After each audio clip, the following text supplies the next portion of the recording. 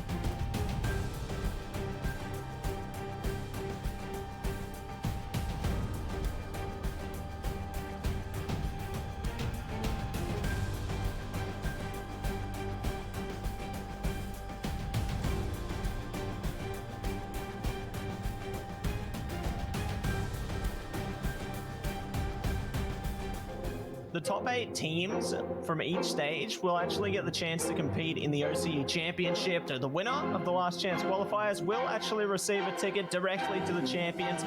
That's pretty big. But he does get spotted, and that's going to be Sicko picking up another. Can he get the ace? He absolutely can. Myth on the flank, he might be able to do something big. 1, 2, they're not turning around. There's 3, the Rocket to solidify it. Already, all of a sudden, there's actually a little bit of a, oh my god! Order. We want to get to the international events and have a really good run, even win them, and bring a huge audience back to Oceania. Mind Freak. He gets a second as well, looking really good here. Grimmer's Disciples. We're expecting to come out of our group as the #1 seed. Meow Meow. 1 versus 1 situation now. Gets the jet dash, hits the kill. Clarity Esports. Our strength is definitely our unpredictability. Bonkers. Just though, it's down to a 1-on-2. Fun Crew. And just like that, flawless to come through for Fun Crew. Yeah. Iconic. Panic doing a lot of damage to Clutchy as well. One more bullet and he's going to be out of the game. Norton going to be the one to take people out of the game. It would seem Panic going to be able to take them all out. Oh my gosh, Panic! Payne picks up 1, 2, 3. Beautiful stuff here coming out from Payne. They'll know exactly that there's a player you're potentially trying to come up with a scheme play. No, oh my god! The Viper's pit does get pulled on our Clutchy dispatches of Easy, and there's another entry point. Even with all the Viper units still down here from RDW, Bunda! They do gather the information, and Myth has actually moved around onto the other side of this poison cloud. It's great on the whole. Another picked up by Myth. A third! He's shooting! Oh my word! Welcome back to VOT Playoffs of Stage 1. Here with me and Pilly. We're getting into our second game of eliminations here in Day 3. And we just had a very fast game number 1 where, well, Mind Freak just dispatched of Meow Meow. So Meow Meow are now officially eliminated from Stage 1 playoff. 7 teams remaining now. Yeah, and we're going to eliminate another team, and 2 of the most promising teams that we've seen, you know, sort of come together over the VOT and show us some really good form already. Krimis went 3-0 in their group. Bonkers did pretty well in their group as well, and actually the last time these 2 guys played each other, it was in that group stage, and it was a hell of a series. All of those maps super, super close. So now with everything on the line, we're in an elimination game in the lower bracket. It should be another absolute banger from both of these teams.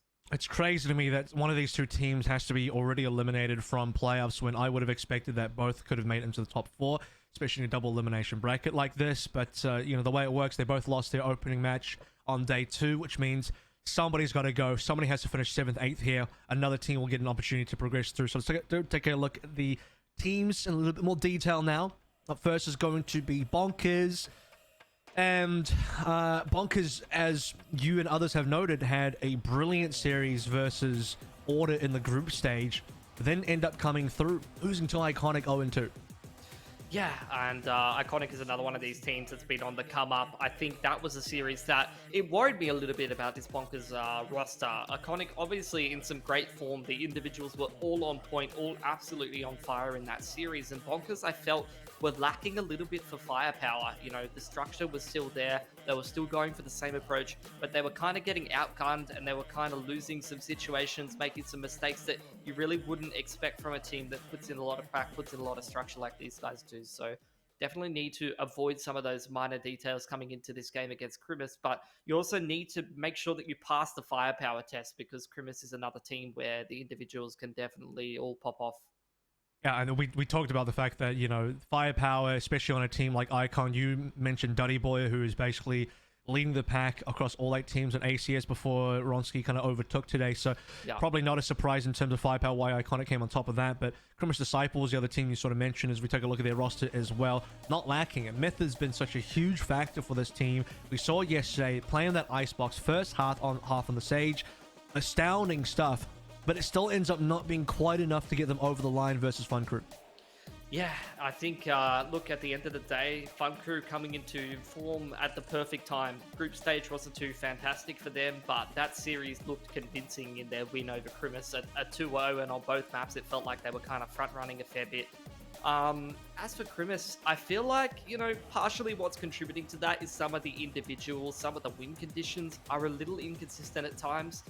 Myth is obviously always in there with the impact plays, but I feel like Cloxy and Pocket, half to half, game to game, they can either win you the game or potentially just lose the majority of their duels. So you're going to need to see that trio of firepower come in. I feel like Myth has been relatively consistent for these guys, but you're going to need to see the other 2 lads step up in enough of these halves to be able to take the win over Bonkers overall, because similarly to some of these other teams that put a lot of effort in. Krimis has a good map pool. They have the good structure behind them, but they need to make sure they remain consistent, or they're not going to be able to take out a whole best of 3.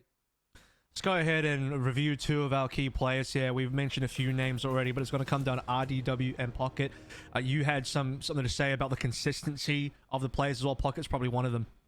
Yeah, I think Pocket a little inconsistent, but when he's on his game, he, playing in that flex role where he's playing things like a KO, sometimes going in for a chamber and things like that. These are the kind of agents where you can play them as a pseudo duelist. You can have these insane halves where you just take over a game. And I think Pocket is the player for Krimis really that puts them over the top. They've always got that mid consistency. The overall structure of the team is quite impressive. And if Pocket's having a good game, then, that's just going to be the cherry on the top. Whereas for RDW, I think he's relatively consistent for the most part, but I feel like in the game against Order and in some of the other games, when this man's been picking up the chamber, when he gets into his element of getting into that lurk role, he has a lot of impact. He finds some good rounds where he just kind of threads the needle through the defense sometimes and finds really, really good timings, and he could just win you whole rounds, and we saw some big halves from him previously. So both of these players are players that they don't always pop off, but if you see these guys up near the top of the scoreboard, their team's probably going to win the game.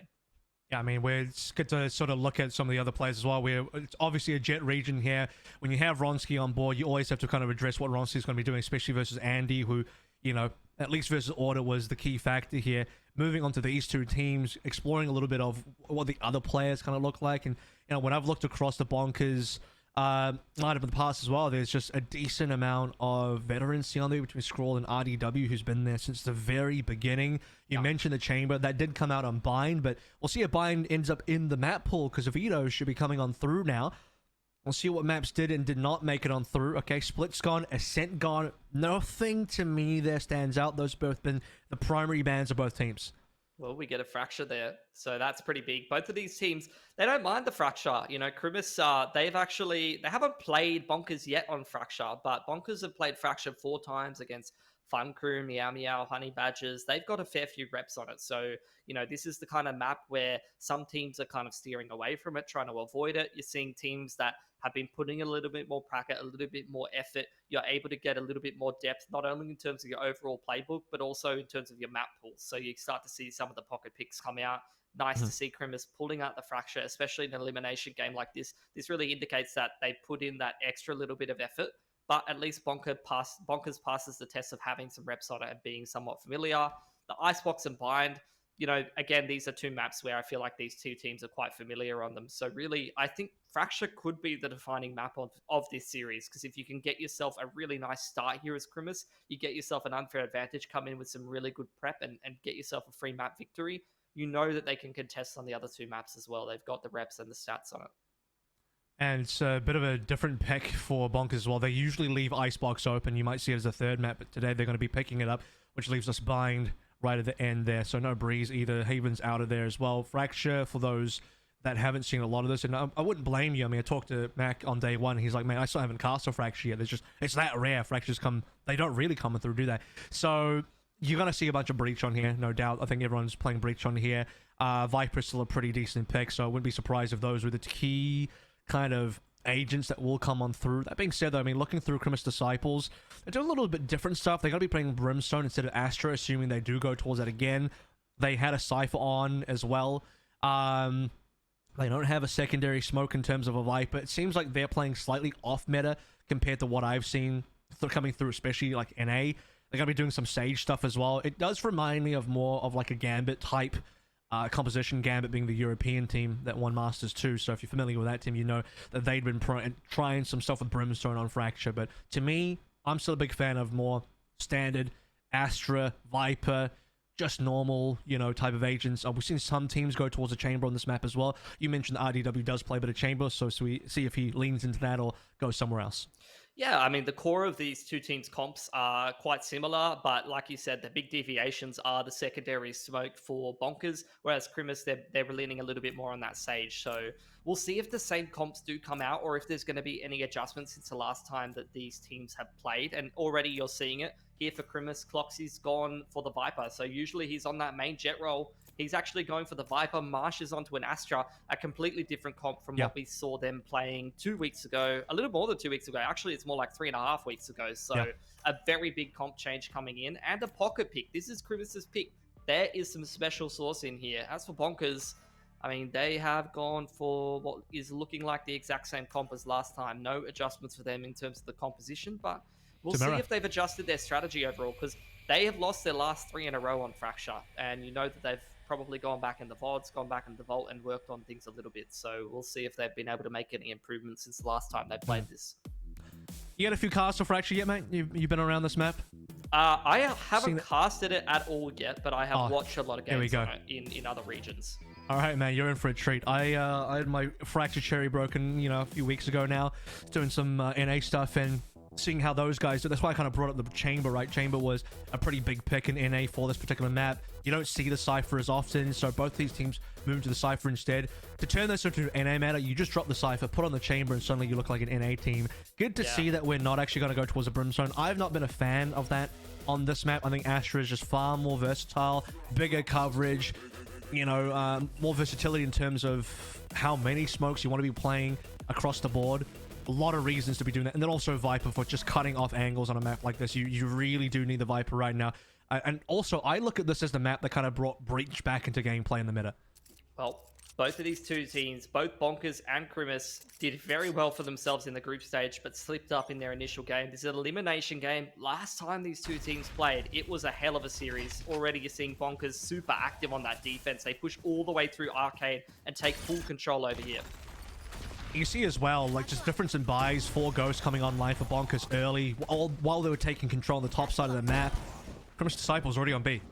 Yeah, both of the Viper walls, actually very similar trajectories there as Krimis Disciples take the full site. They're fully set up in towards Tower, and Bonkers getting ready to kick this retake off, Ken.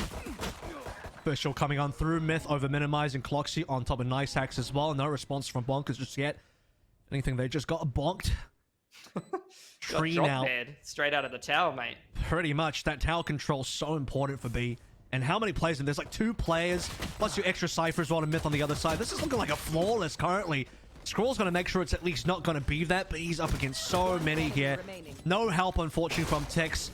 Low HP, Cloxy for 3. Yeah, and already, I mean, Cloxy, this is a bit of an off-roll for the man, and this is kind of something that you were talking about, the Jet matchup of like a Ninim or Ronsky or an Andy Ronsky. We talk about the fragging, we talk about the impact. Both of these teams, their Jet players, I feel like, play a little bit more for the team, are a little bit more in terms of the entry work, and you see them flex around the agent pool a little bit more. Nice Hacks, you see him go towards things like Raze, things like Neon, as well as the Jet. And here, Cloxy, I mean, talk about playing for the team. The man's just dropped off the main duelist role, Pockets on the Raze, he's on the Viper, and already he's delivering.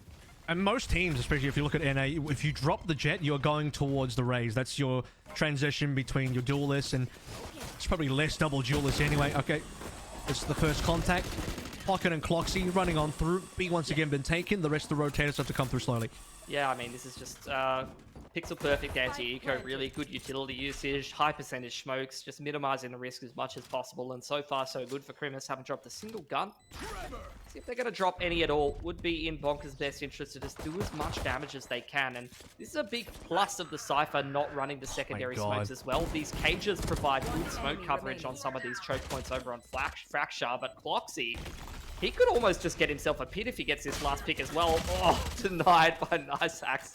The right click on the classic when he's full stun. Well, he actually got it because he dies. So I mean, I think you take he gets the pit, but doesn't get the 8. It's unfortunate. That's true. You don't. It's 7-1. We'll forgive him for that. He'll be, you know, having the most frags, but dying will be good enough to confirm an ultimate. And actually, having the timing of the pit for this round 3 is critical because if you can get onto site, if Myth picking up that Phantom as well, Cloxy has a Bulldog, which is respectable. You pit up.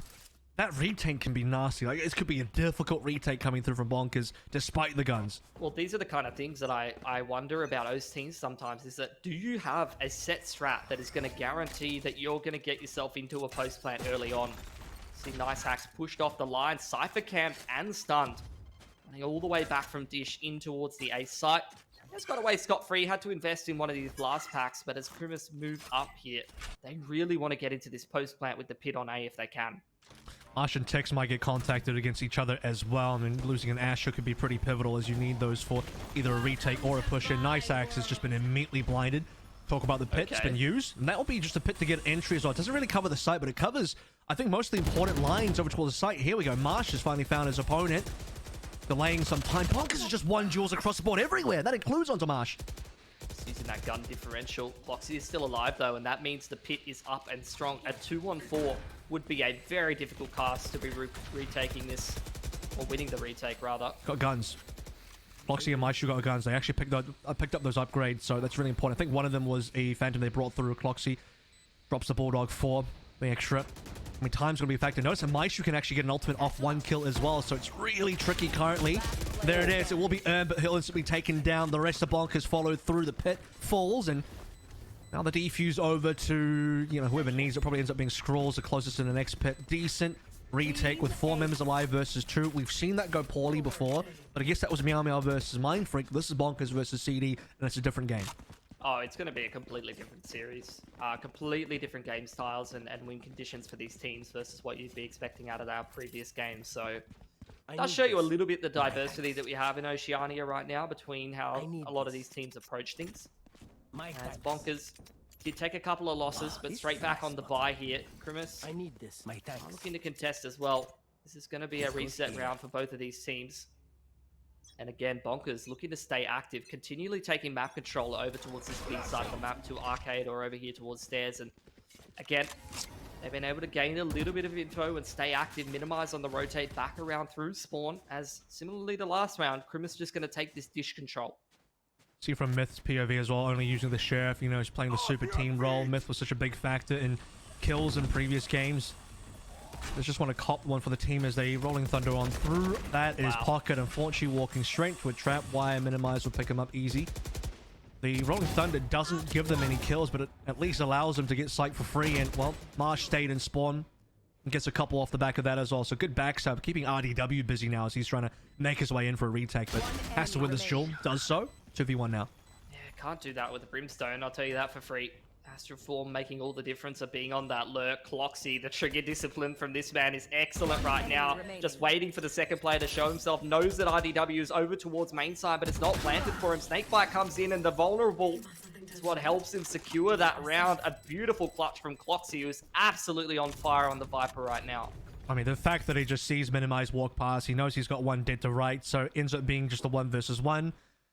And we can manage the 1 versus 1 where Spike kind of acts as your extra teammate there. Time will be in your favor. And Cloxy, 9-2 so far, just coming big in this first 4 opening rounds.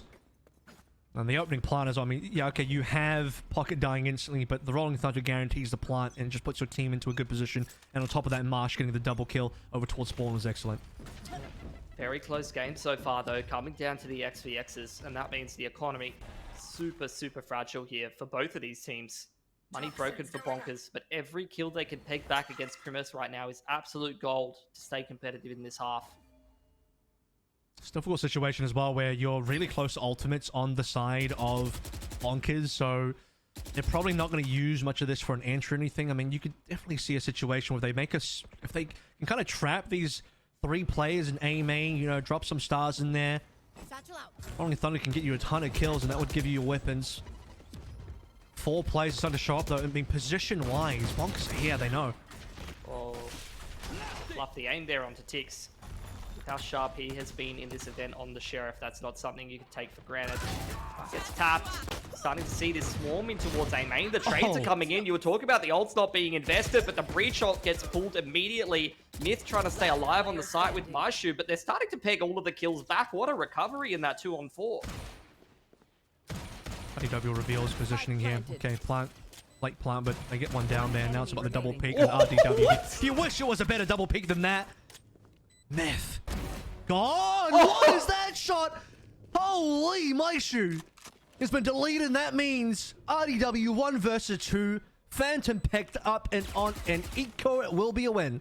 That was pure RNG on that Sheriff kill on the first player. He's literally, there's no way. He's literally spamming that away, and the Sheriff gods have just gifted him that kill.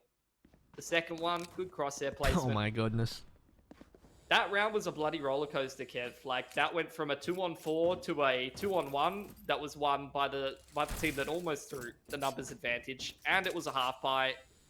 Just classic O's things. I don't know if my heart can take it, mate. I mean, now back on the half buy. Yeah, I mean, we established this fact yesterday when Dion said Valorant things. You're like, no. These are OS things specifically. So there it is. That's an OS moment right there. Here we go. Straight down. Going towards tree. Tix awarded. Floxy takes an L, and Tix will go for more. How many do you want, mate? 3 already. You make it 4. Tix goes down a pocket, but it doesn't really matter. It's just a cleanup. That's an anti-eco, and finally, you're not just going to die to pistols anymore. Bonkers back in action, tying this on up 3-3. I mean, what was impressive about it, I mean, it's up against the pistols, don't get me wrong. I don't usually get too excited about the anti-eco farming, but he would literally ran into a raise nade breach stun and still got a 3k there. Like, he should have just been dead. But just the individual aim on this man. Careful. The first bullet accuracy this event from Tix on the Ghost, on the Sheriff, Vandal, has been something to behold. Definitely a super impactful player. Even in that smokes role, he has a lot of firepower that he can bring to the Bonkers side. Grimace now back on the buy. Get the pit used over towards stairs side here from Scroll right off the bat. Grimace now doesn't look like they're eager to contest. You're getting the rotation back across from Pocket over here towards Arcade side. Bonkers have taken A main in the meanwhile. Big shifts in both teams' rotations across the map. They're going to 5-man this into Arcade, I think, because even all the other members that were sort of defaulting in different parts of the map have now all consolidated on that top side of the map. Also notice that, by the way, RDW and Nice Hacks have pushed up on Ace at this point in time. They know A's pretty clean. Yeah. They have this is surely Breach Shot Cosmic into the site here. Just kick off the exit. They're actually just contacting straight up. No control tower just yet. That's dangerous. They need to make sure they can get into tower. That is going to end up being the job of Myth. Wrong Thunder, like you said, does come on through. Site collected. They know that there's still a pit up, which means Scroll is around somewhere. They do have to be concerned about the fact they don't have the tree side of the map under lock. Marsh is still holding the Cosmic. He's finally going to pop it after his Nebulas start to run out. The secondary Cosmic as well could come in from Bonkers on the retake side here. Marsh really trying to force a peek in towards Canteen side. This is just chaos, Kev. Second Cosmic Divide now invested. That was going to cut off the tower angle. So you wouldn't want a third person this one right now because you just wouldn't even see anything. In fact, right now we're just getting a lot of red on green, and that is going to be Grimace Disciples having those positions already. And as Bonkers kind of walk on up, everybody wins a duel individually somewhere. Ends up being enough. I wanted to see how you're going to approach casting that. I was just waiting, and you just gave up. Don't really. And I don't hate it, to be honest. You were just like, yep, everyone died.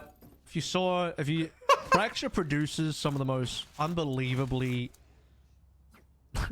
Jackson Pollock-esque kind of painting situations that you can get, and it's a combination of Breach, Astra, and Viper that really makes you feel like you're watching different games. But well, as long as the value of your NFT is going up, Avril, that's the main thing. Grimace, trying to invest still accepting offers on that. Stonks. Check out the tweet I put out. I'm still collecting offers, so you know, keen. Nice Axe is pretty keen on my shoe currently. That's a decent aftershock though, so minimize. Look at the secondary one. 3 up still for Grimace Disciples, but Spike got dropped. The team's kind of all over the place. No real control anywhere. Bonkers in a winning position. Yeah, the combo of the Raze and the Breach utility is just used to perfection right there. 2-man advantage in a critical gun round. Both of these teams are going to be broke if they lose. Grimace starting to contact their way through main here into a 2-man crossfire. What an off angle. The door wide open. RDW swinging off of it, but doesn't trade out. Still more than enough of an advantage for Bonkers to close this round out. But the reroute from Myth, he could make all the difference if he finds the right timing to be here. I'm surprised Pocket even lives. I mean, you had this insane lineup from Nice Hacks. Should have been able to go for 2.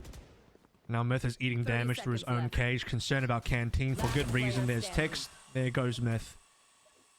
So I think if Pocket and Myth could work together here and they maybe have Myth find 1 kill, Pocket is able to find another, builds up the showstopper. Yeah, this round is clutchable, but currently time's not on his side. HP not on his side. And it's the 4th round picked up by Bonkers. It's beautiful utilization of the utility. That is the strength of this comp. Viper, Breach, Raze, Astra. like best of luck running through choke points.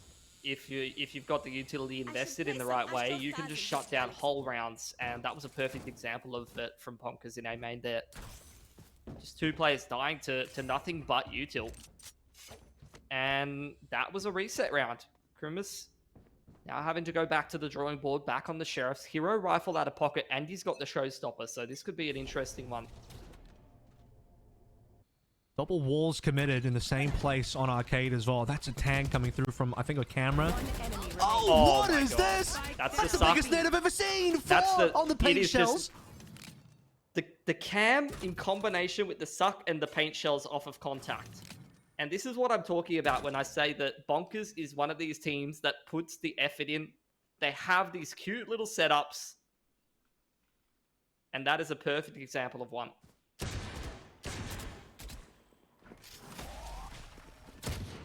What do we got left here? Anything? Yeah, nice hacks. Get him, buddy. Ace. To be clear, in Project A, shooting matters. You don't kill with abilities. Abilities create tactical opportunities to take the right shot. Characters have abilities that augment their gunplay instead of fighting directly with their abilities. What I will say though, Kev, is we contrast that round to all of the rounds where in OS we've seen people wide swinging, anti-eco, and dying and giving up guns. That's how you anti-eco. That util setup. Nade? Yep. Yeah, they try to step into the choke point with the pistols. You just kill them with util. Reminds me of beta when people would get 5-man showstoppers. One of those days. All right, well, Tix wants a little bit more action. This is where those, right to the left of where Tix was. Yeah, on that box, 4 went down earlier. Talk about showstoppers. Here we go. What are we going to get to? Nice axe for a 3rd on the headshot as well. And that's going to be the entire spawn cleaned up, including control of the spike. And this was a gun round for Krimis Disciples, by the way.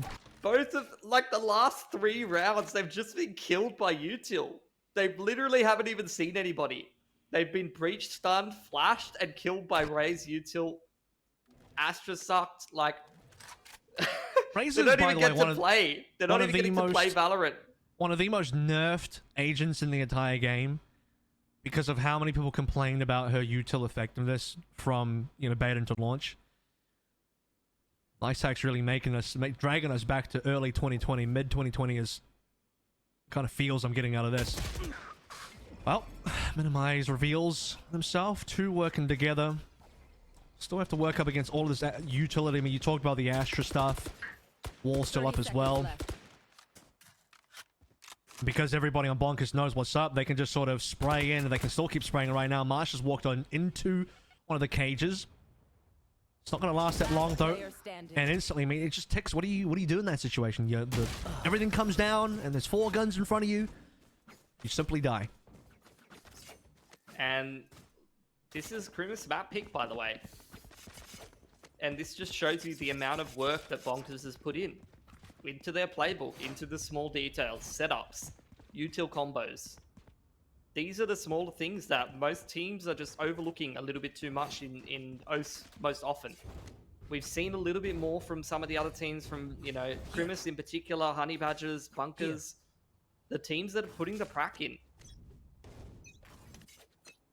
That's the kind of Valorant I like to watch. Less shooty bang bang, more of this geek stuff, More geeky stuff. All right, here comes another geeky grenade, maybe. Blast pack to save Nice Hack's own life. It's not going to be the beautiful paint shot that we saw earlier. Would have been up for a huge run, though, because there's so many members here. Here comes some gun skills, Bonkers.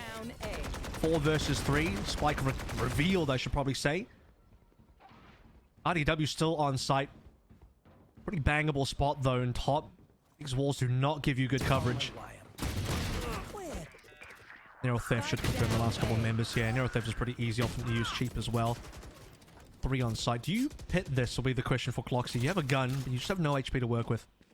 Yeah, both of them super low. They are very vulnerable to just getting spammed through. Cam does spot 1 play route, but Minimize with his stun at the ready and 2 flashes ready to go. 1 enemy remaining. Should be a bit of a foregone conclusion. 3 HP for Cloxy. Still Can you has imagine 1 the clutch, spit though? to go. Yeah, here we go. This is what I'm talking about here. The Bonkers have just kind of... The last 2 remaining players Working off each other. All right, minimize. Woo! Disaster 3 averted HP. there. 3 HP Cloxy. I mean, you could see it though. You could see the the Viper orb being there. Just do some decay damage. You isolate a kill. There's only one player left to go. Comes down to a pretty heads up 1 versus 1. Minimize whiffs. That's a crazy clutch coming through for Cloxy, but we're gonna live in the timeline where that doesn't happen. The 3 HP player does in fact die. Right now, this would be a good time for Grimace Disciples to maybe take a tack, pause, and just talk about 5 ultimates, 5 all guns available, and how they pick up their 5th. Yeah, I mean, well, these are the kind of things that I'm talking about when I'm saying, like, to dig super deep in your playbook, you can start to talk about once you've been together for a while. Look, I'm going to hold that thought because we can see exactly what's going to happen in this round already. Nice hacks all the way down the B stairs. Pocket's already got the nade in there. Showstopper gets exchanged. Other nade comes in. Nice hacks just seems to be on top of the util usage here today. The fact that he just earned another nade and just kind of yeeted that one in there. Yep. And Isaacs was stunned up. He was in a bit of trouble. You did see, I think it was Pock that got one as well, but it just doesn't even feel like it matters. Pocket got ticks a little bit earlier on, and since then, you've kind of even forgotten that was even the case. So maybe Grimace Disciples should have taken that tag pause and talked about it a little bit more, because right now they're in dire straits. 2 members, at least they got a pit. I think with the pit available and 2 low members on Bonkers, there is a shot at winning the 2v4. They have to play this to perfection. Yeah, see where they're going to plant it. Most of the site not covered by the pit, but rather just disrupting the cross to the site. Oh, he's been revealed. See Marsh starting to dead. plot in here with the util though. It's a late plant. Unfortunately, it's a late plant, and because it's so late, the camera catches him, the aftershock catches him, he's stunned, can't go anywhere. Instant death to util, and once that happens, you're not winning a 1v4 anymore, unfortunately, even with the pit. Unless your name is What playing against Meow Meow. This is a different story, though, and the expected things happen. Bonkers comes through, knows how to retake that site properly, and they commit the 8. It's a good half for them on that defensive side. And we'll see how much preparation they're going to bring in on the offense. Grimace's comp, not too bad on the defense either. This game is not a foregone conclusion, but Bonkers, at least in terms of the firepower, have come in a little hotter into this game in comparison to their series against Iconic. I felt like that's where they really fell flat. They just weren't able to, pound for pound, be able to win the aim duels. But in this game, they don't have to take aim duels because they're just killing people with grenades. Speaking of coming in hard, coming to this pistol hard as well, 5 ghosts picked up. They're going to push in from the arcade side, so they don't have to be aware of that. Okay, just take the wire out of dodge. Silently. As it will be the 5-man now walking up A main. Myth should hear this boom bot.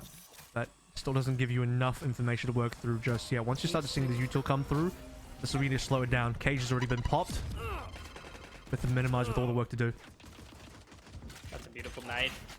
Be able to find the opener. Nice hacks almost picks up that player on site. Myth down to 1 HP. RDW on the lurk through Canteen could make all the difference here. He's slipped the net perfectly. Found the timing to be able to flank through spawn. If he's able to just quickly tap that player on site, that will be quicker entry. Ticks with the forward position in towards Sand as well. This is really looking like the pieces coming together here for Bonkers. RDW's not going to find anything though, which is the unfortunate thing. He didn't get timing either. I've seen multiple players walk through mid or, defender spawn and just kind of get tagged by bad timing. Myth gets hit through the wall or something. I think he got vulnerable. In any case, he's down. That means his sighting's going to be clear. Maishu eats a full flash. Default plant. Maishu not in position to aftershock that or prevent it in any case, and RDW finally makes his presence shown. Maishu trying to fight his way out from the drop, but Tix, he's been in sand for a while. Well within his comfort zone, just kicking his feet up on the beach. These 2 players trying to complete this retake in through spawn side. Okay, we'll see the barrel anyway. I was going to say he had the shot onto Cloxy if he just stayed the same angle, but was concerned about rope. Which is fair enough, because, I mean, here comes Marsh on the A-Link side, but will get cleaned up by RDW. So, 3 that round for RD. Really patient round as well, coming through from Bonk in terms of some aggression shown on A. They back out, just wait for some of the rotations to settle, come back in, get Myth out. And I think that's the biggest factor. Once Myth dies, that's your plant. And if Myth causes more issues there for Bonkers, then, you know, there's not going to be an easy plant. Then Criminous Disciple shows up, and it could be a different round. But into the anti-eco now. 5 classics coming through from Criminous Disciples. Doesn't look like they're going to make any significant plays. Maybe just over towards Arcade. Or maybe not, because Pocket's not even in position for that. So just got to play it safe. I mean, it's just looking like a anti-eco where Bonkers just chilling back, waiting to see if Criminous will just give themselves enough rope to be hung with.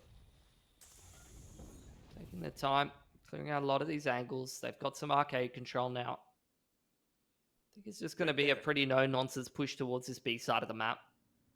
Bit of breach utility to minimize the risk. You got 3 on A site, huddling together. 2 in tower, huddling together. 1's been spotted now. Oh, that could be a kill via the gravity well as well. Yeah, it is. Yep. And so with Cloxy down to follow, I mean, they're kind of peeking for info, but based off that, they get grabbed and naded. And probably looking at the floors now. These are the kind of eco setups that you run. The 3-man stack on site. You got a high-low setup towards tower, as well as the bottom side of arcade. Another big nade. Yeah, I mean, it's exactly what you want to see in an anti-eco. Use of utility. Nice Hacks might find another ace denied yet again. We've seen that, the right-click classic at close range to deny these anti-eco aces, but more than good enough to secure him very close to that showstopper. Yeah. And one of the things we talk about on Fracture is there's a lot of alt orbs going around, floating around. All you need to do is just contest that map control, and you got yourself a showstopper ready to go. One of the funniest things I've ever seen is in an OT when you start, like, say 3 out of 7, and you see just this one dude take all 4 orbs and get himself an ultimate as a strategy. Yep, for sure. It's quite hilarious in an OT. We'll see if we hit one of those. It's not looking likely because old Criminous Disciples down 6 rounds currently. Buys are going to come on through. So really important here that Criminous Disciples get something out of this. I'm kind of failing to stop the push-ups. I mean, we knew Nice Hacks was going to find a showstopper, whether it was going to be an orb or a kill. But when you got 4 orbs and they're pretty much all in the attacker's favor, showstopper entry here is basically what it's going to come down to. One player in towards tower side. Mashu's already on the rotation ahead of the 8 ball. Can provide some supportive utility here to push straight up into tower. Not even the showstopper utilized to be able to get that entry there onto Marsh. Just uses the Spectre, gets in there the old-fashioned way, and that's a free real estate for Bonkers. Straight onto the site, easy post-plant. I mean, even the missed showstopper gives you a lot of information on where people could be. Tix will get a plant and get out a dodge as well. I mean, he might not be safe for too long, but at least doesn't die in the initial rotation. Okay, there it is. They knew where he was roughly, just hiding inside the smoke. That's 1 down, but CD just can't quite convert any further. 3 versus 3 is okay. Minimize the scroll only have SMGs at this point, so here we go. This will be really important for the rest of Bonkers to try and get something done at close range. One enemy remaining. Or just allow the defuse to come through. One enemy remaining. They took for granted that the half wouldn't have been got. I think that's why Bonkers were playing that way. They didn't expect Myth to tank 2 shots of that aftershock. So just utilizing that aftershock, they assume that there is no half defuse, and they're kind of peaking around the time where you want to deny the full defuse there. So now you get one of those funny situations where you've just won a round and you're on a half buy. So I mean, this is the point of trying to close out bonuses cleanly. You don't win these bonuses cleanly, you are cucking yourself in terms of the economy. Well, whose bonus? I mean, that's Bonkers' bonus. It's Criminous Disciples' first gun round, but because they have 0 surviving members, they have a terrible economy, and now really it's a full bad buy buy. for Bonkers. They get full main control right now. Gonna contest. Almost caught Cloxy on the rotation out of drop there. Careful. Big flank coming on through from tree as well, so that will eventuate at some point.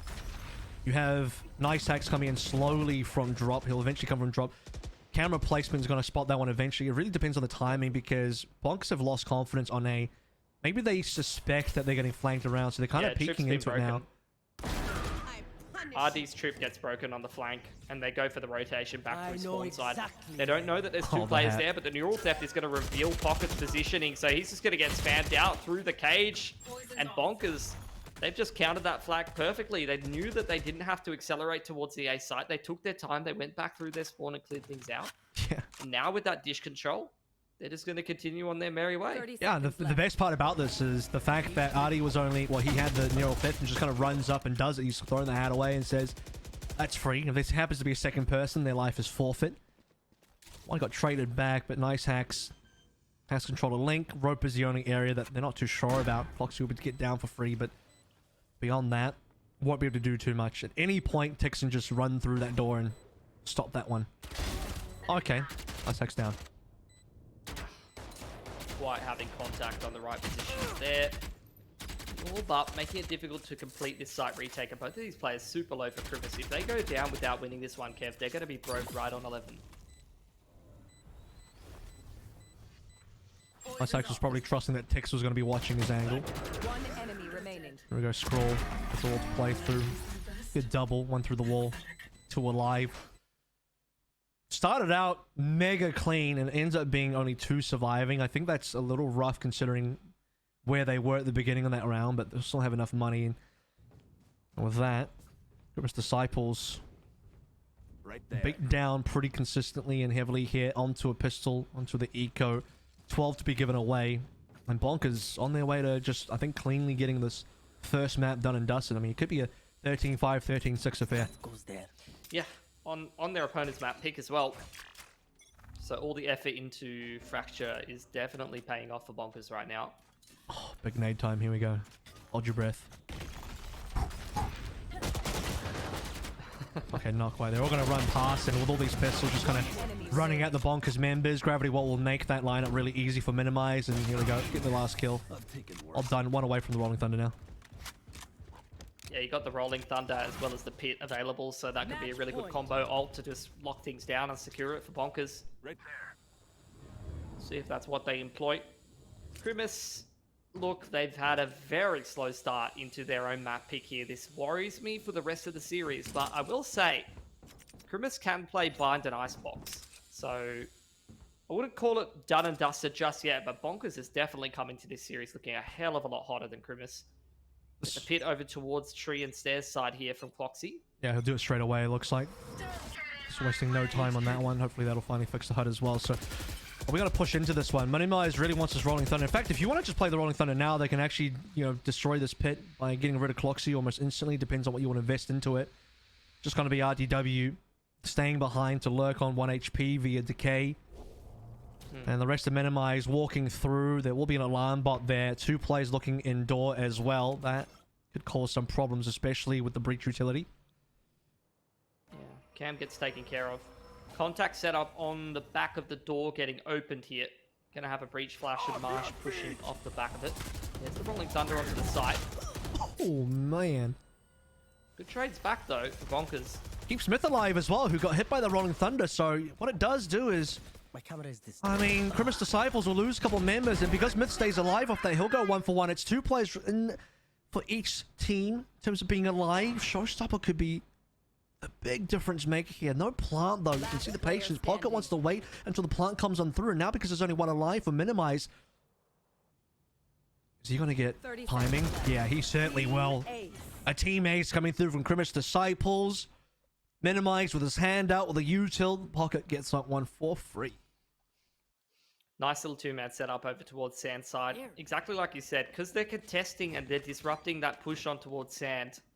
It's bought so much space for both Myths to stay alive on the site, but also the rotations to come in through spawn side. It's a good round for Krimis. I'm not going to get carried away and say they're going to win Fracture or anything, but this does have a positive effect. If they start to win some of these rounds, get warmed up in this series, we're talking about 2 maps that they're going into that they can play reasonably well. Even just picking up some rounds at the tail end of Fracture here is going to be very good for their prospects in the rest of the series. There's a good chance that Krimis Disciples can at least get this one by converting off of ultimates. There's just so many available. And good retake ones as well, so they can feel pretty confident they end up in a retake situation that's all going to be there, but they can't lose too many early.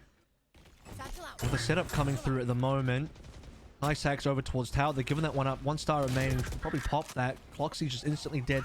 A Nova Pulse, which I'm not too sure about. Probably would have preferred a grab wall or a smoke there. Pit being played on the offensive side of things. Maishu coming in. I think the Rolling Thunder did, in fact, already get played through. 2 versus 3. You'd expect a little bit more out of CDE here, but they're down by 1. See you later. They're over towards A. Minimize, just trying to be a pest. Keep them over here, over towards the B side. Neural Theft comes out and confirms it, though. There's a Cosmic across the side of the site. They know where Minimize is, and they isolate him, so at least pulling things into a 2-on-2. But with 2 stars available here for Tix and an open plant, Bonkers are looking the goods here to close this out, and they're going to play it aggressively. Yeah, they might be able to catch Pocket here. This 2-man setup, it's an instant trade. I mean, that's even if Pocket can get 1 kill. RDW, fantastic read. He just knows Myth is coming on through it. Myth wins the 1v1. It's all down to Tix. He knows exactly where Myth is coming from. Myth has no idea. He doesn't even know where to look. Tix will have this one for free. Dead to rights. Give me the 13, fella. Ooh.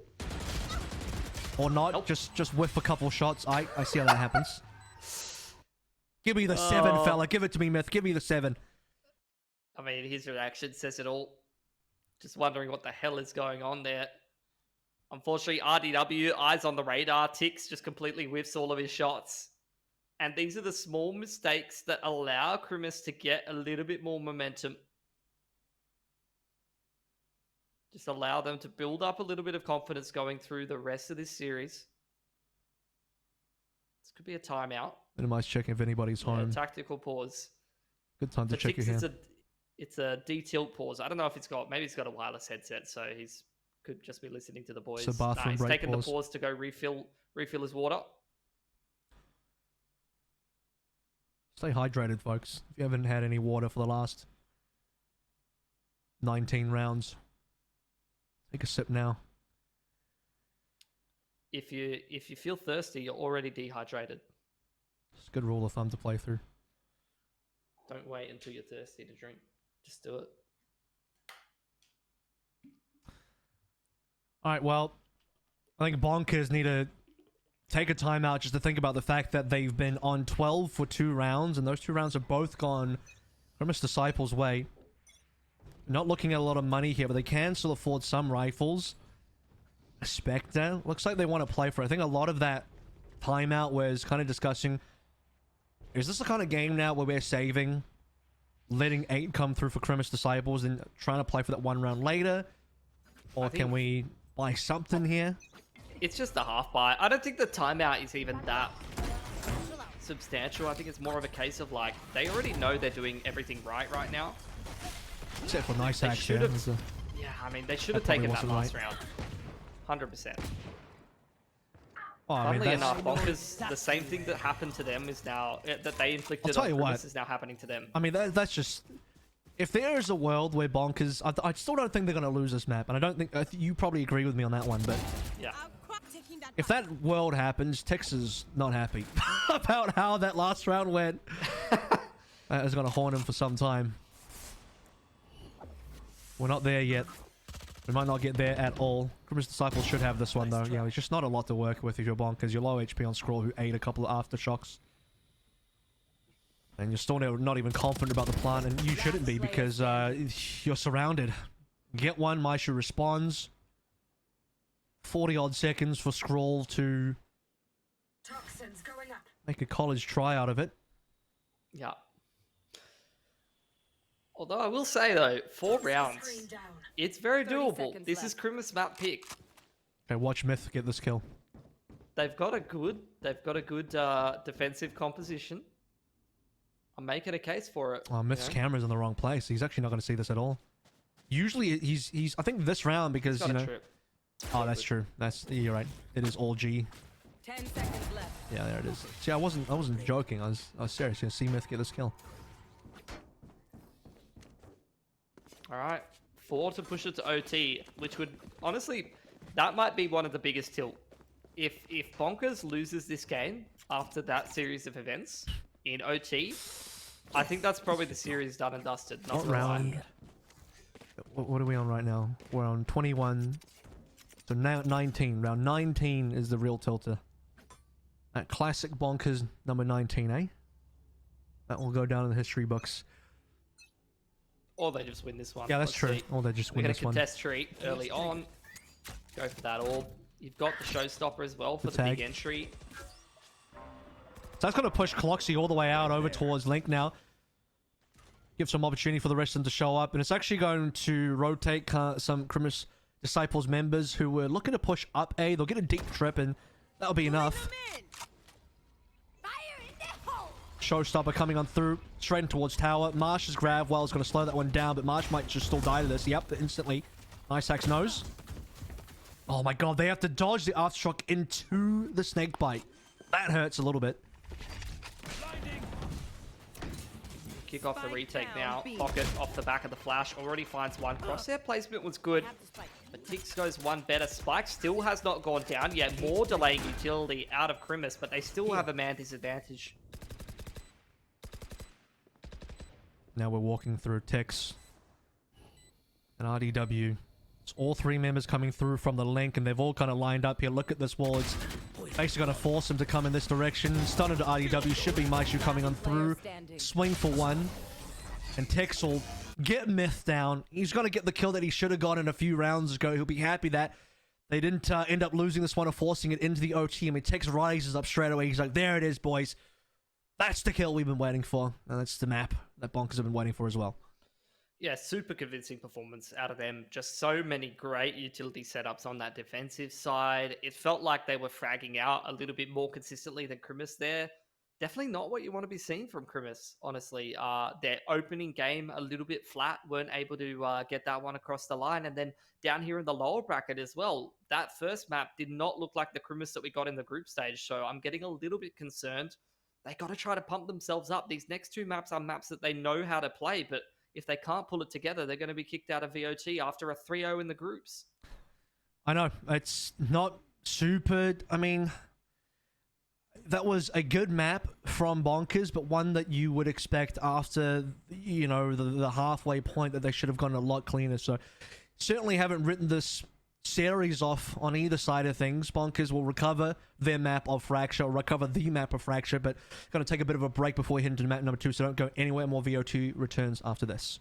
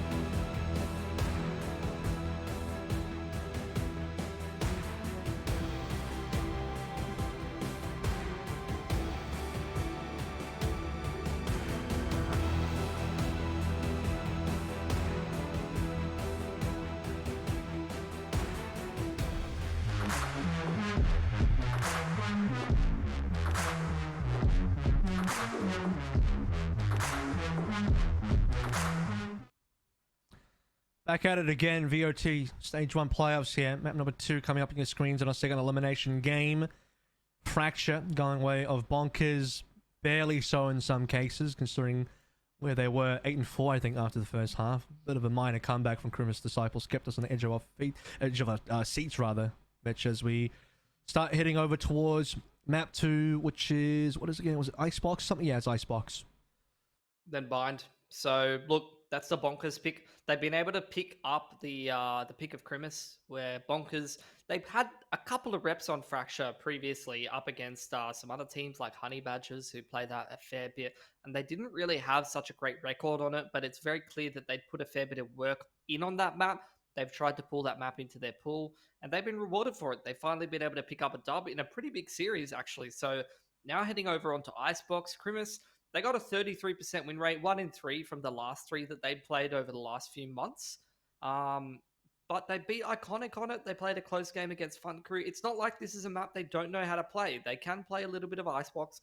They can also play a little bit of Bind. So if Krimis can pick themselves up by their bootstraps and they can find the form that they found in the group stage, this could still be a series, but I'm a little bit worried with how flat they looked there on Fracture.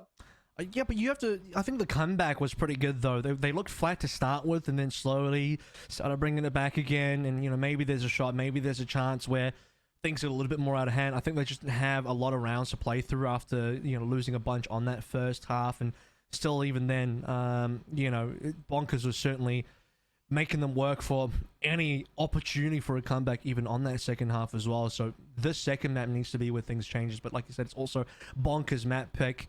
They being Krimis Disciples really wanted to give Fracture a go, and that ends up biting them back quite significantly. I mean, funnily enough, like I was saying, if Cloxy's up the top of the scoreboard, then, or rather, if Pocket's up the top of the scoreboard, then they should do pretty well for themselves. I wasn't expecting Cloxy to go on the Viper and start popping off those first couple of rounds. He was putting them in a good position, but there just wasn't any conversion off the back of that. Get a look at the initial comps here for Bonkers. Last couple of games of Icebox, it's been Jet, Reyna. So Reyna's been the flex, and then the other 3 we're used to seeing. And as for Krimis, exactly the same. The 4 core agents that you always see: Jet, Sova, Viper, Sage. The only point of difference is that 5th flex slot. For Krimis, it's going to be the Chamber, and then the Reyna for RDW, I guess, for Bonkers. Seems so. I mean, I think the Krimis Disciples composition is one that I'm a little bit more favoring. Something I'm a little bit more used to as well from what I've seen lately. Maybe that's just me being a big fan of where Chamber is in the current meta. I'm even seeing teams, like I remember I've cast a few teams where they don't even run the Jet and they run the Raze here, which still has a lot of value. So it's Raze Chamber, right, as in those quote-unquote duelist positions. But moving on to Bonkers side of things, Reyna, as you said. So no traditional Sentinel, it will be the Sage, and then double Duelist, as you previously mentioned. It's a comp that, it's not like it's anything crazy or out of the ordinary. We saw even Gambit, a team that is often praised for their structure, for their really strong approach to Valorant in a holistic sense, even runs the Reyna on this map, so or used to run the Reyna on this map, so definitely is a viable pick. We talk about Reyna being the kind of agent, though, that if you're not having that fragging impact on the server, then it can be a little bit of a dead pick in comparison to something like a Chamber that has these trademarks, has this similarly aggressive potential, as well as the boon that it gives to your economy when you're able to pull out things like the Headhunter and the Tour de Force. But we'll see. Can't overstate how good trademarks are as well, to be honest with you. So, 5-man.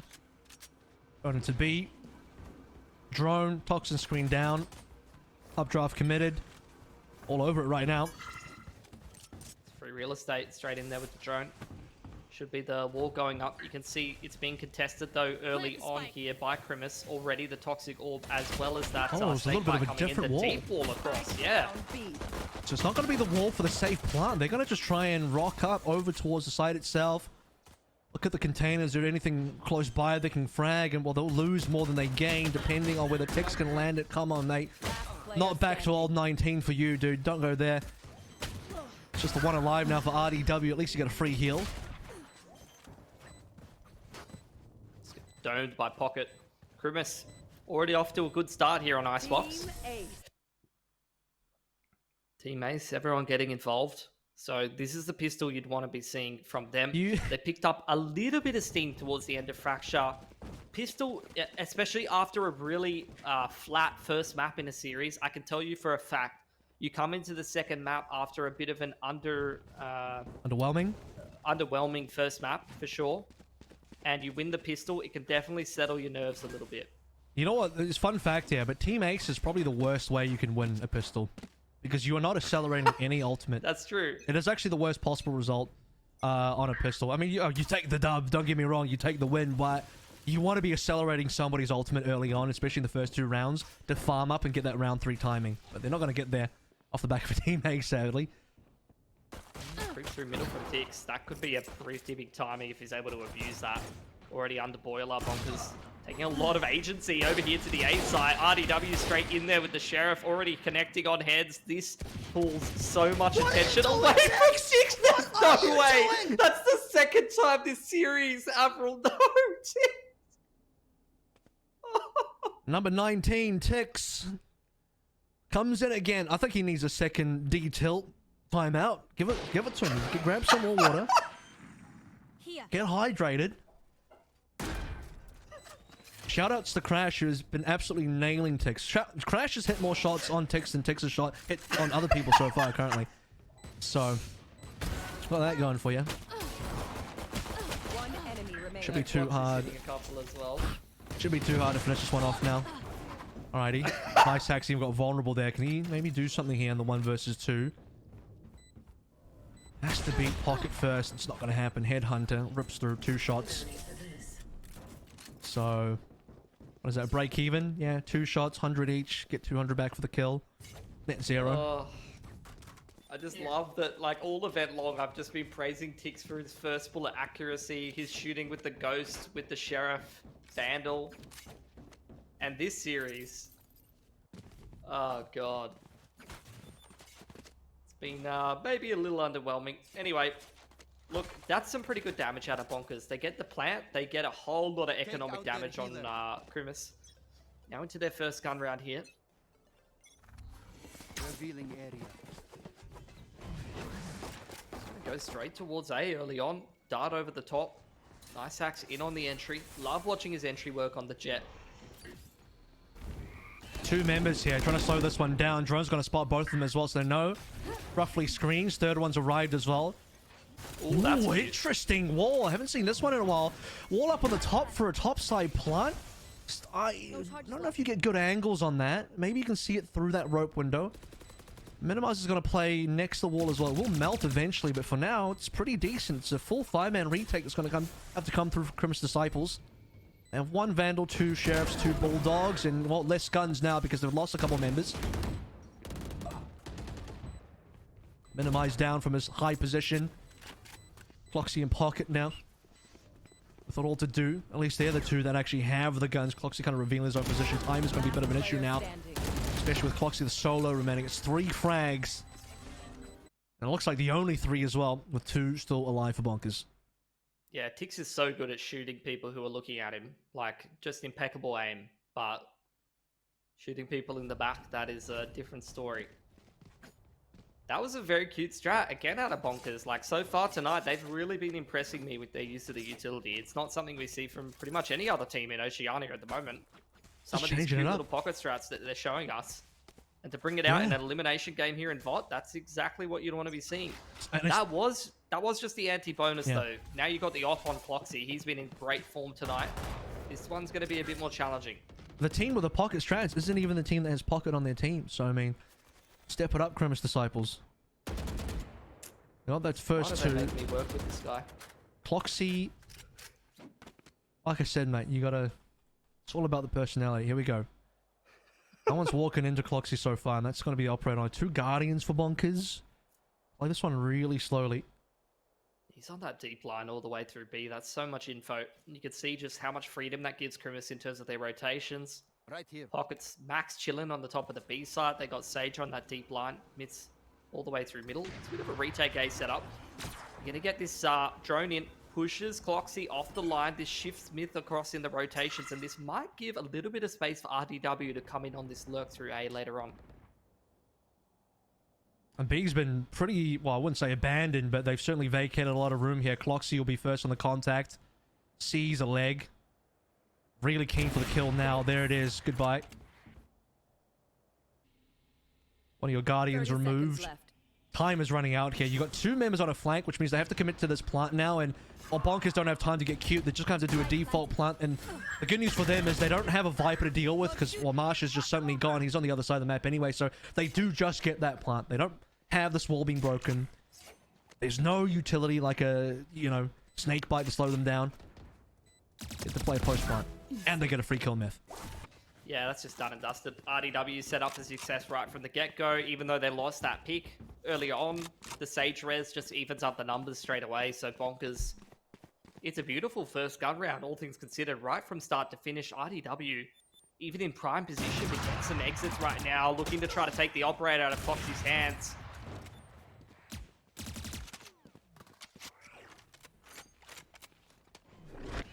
Which would be important. You definitely would like to remove these guns.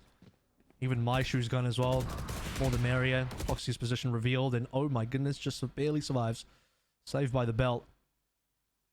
Okay, that means they get to have a hero operator. Oh no, they gotta go for blades and an op. That's even better. Yeah. Talk about it all the time, man. It's the ability to flex things around. Pocket throwing that operator, you get the jet knives out. Getting close to the tour de force. This is a dangerous looking round, for sure. Even though it's just a half bite. And op and knives could really make some damage happen here. It's going to be an absolute bloodbath at A-Geek. Op knives, that the Valorant version of scout knives. It doesn't really matter. Bonkers opens up with 2. The knives are instantly gone in pockets. You get to pick anything up. Rendezvous to safety. That's not the best right click I've ever seen. Definitely leaving a little bit to be desired for in terms of all the Korean Jet fans out there. Although those clips are a thing of the past anyway, with the nerf coming in, unfortunately. But they were fun while they lasted. Pocket's just back on exit duty now. Looking to do damage to the economy, hold on to the operator. That is quite a crossfire. Pick your poison, Bucky or op. Every time a jet misses a right click, somewhere out in the world, Soldum cries. Magnet Brain's brain just increases by a millimeter. Wait, why? He hates the right click. He's hated it since day one.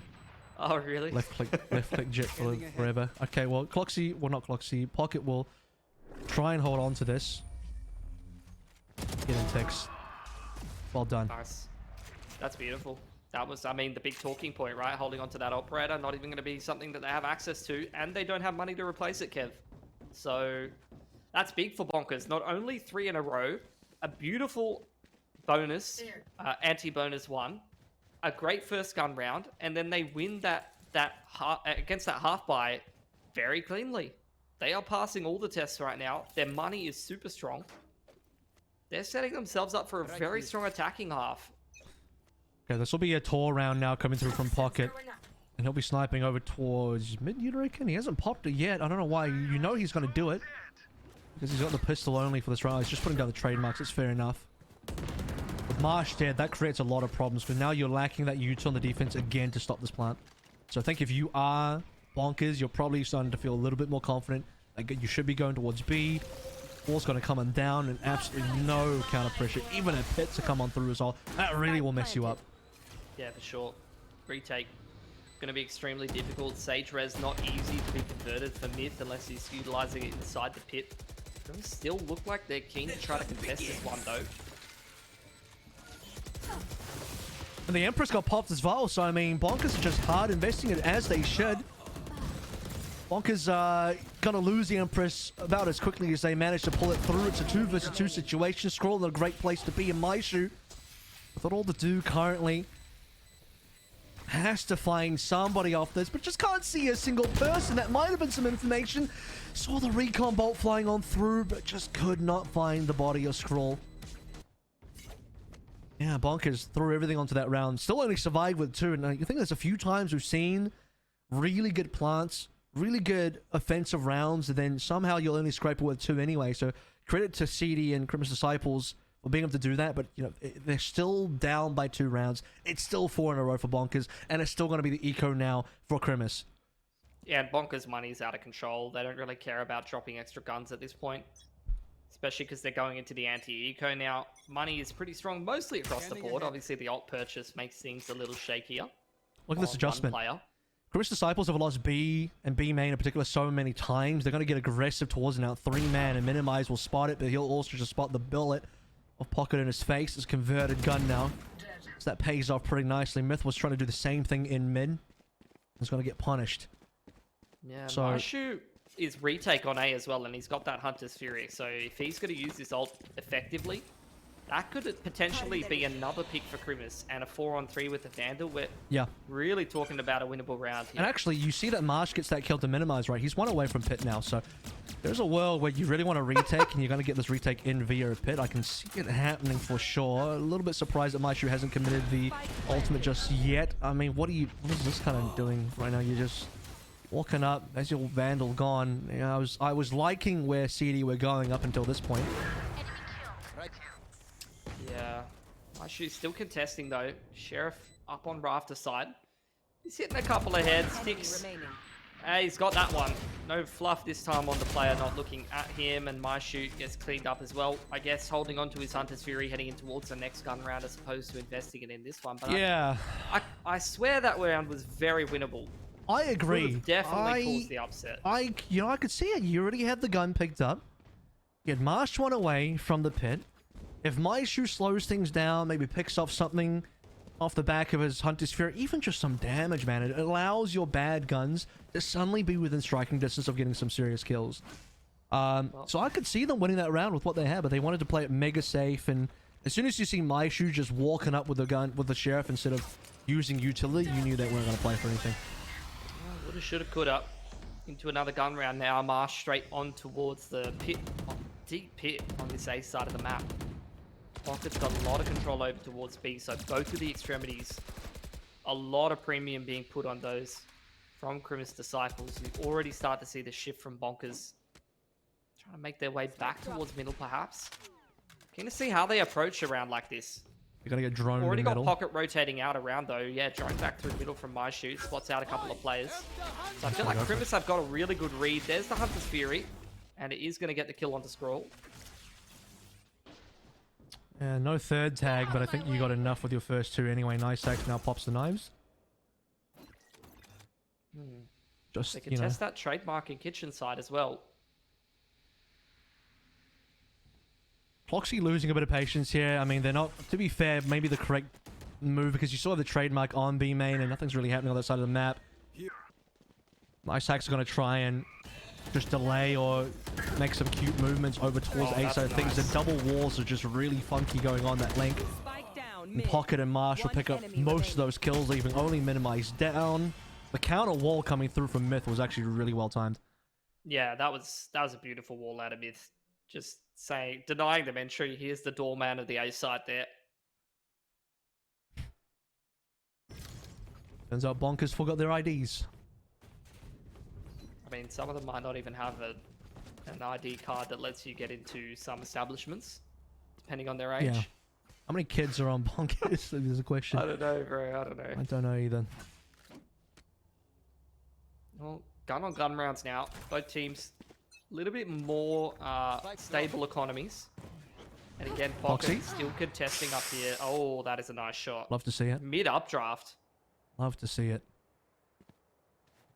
And just like Ronski, Cloxy will also be subtweeting Crash in a second as well for not catching that. Oh, that could have been a really disgusting shot. Barely misses Pocket though. Nice shot to minimize. Conversion to ticks as well. And this round is now all Crimis Disciples. They only need a little bit of momentum to get started. And finally, I mean, Cloxy's been waiting for some place to walk into him on B for so long. And he gets it in a big way. Well, last player is Scroll, looking for pretty much nothing but damage, trying to tap away on the Vandal. Probably won't find too much. It's a very, very nice round for Crimis to stay competitive here and cement their economy going into the later parts of this half. 3 more rounds. left in it. And they're going to have cash for all three, I'd say, Kev. How's Bonkers money looking?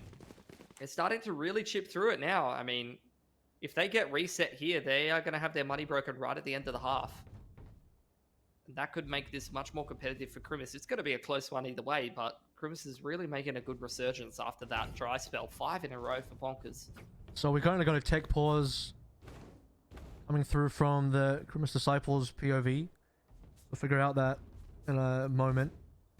But money-wise, just to sort of delve deeper into that one, they will have a buy, they being Bonkers here.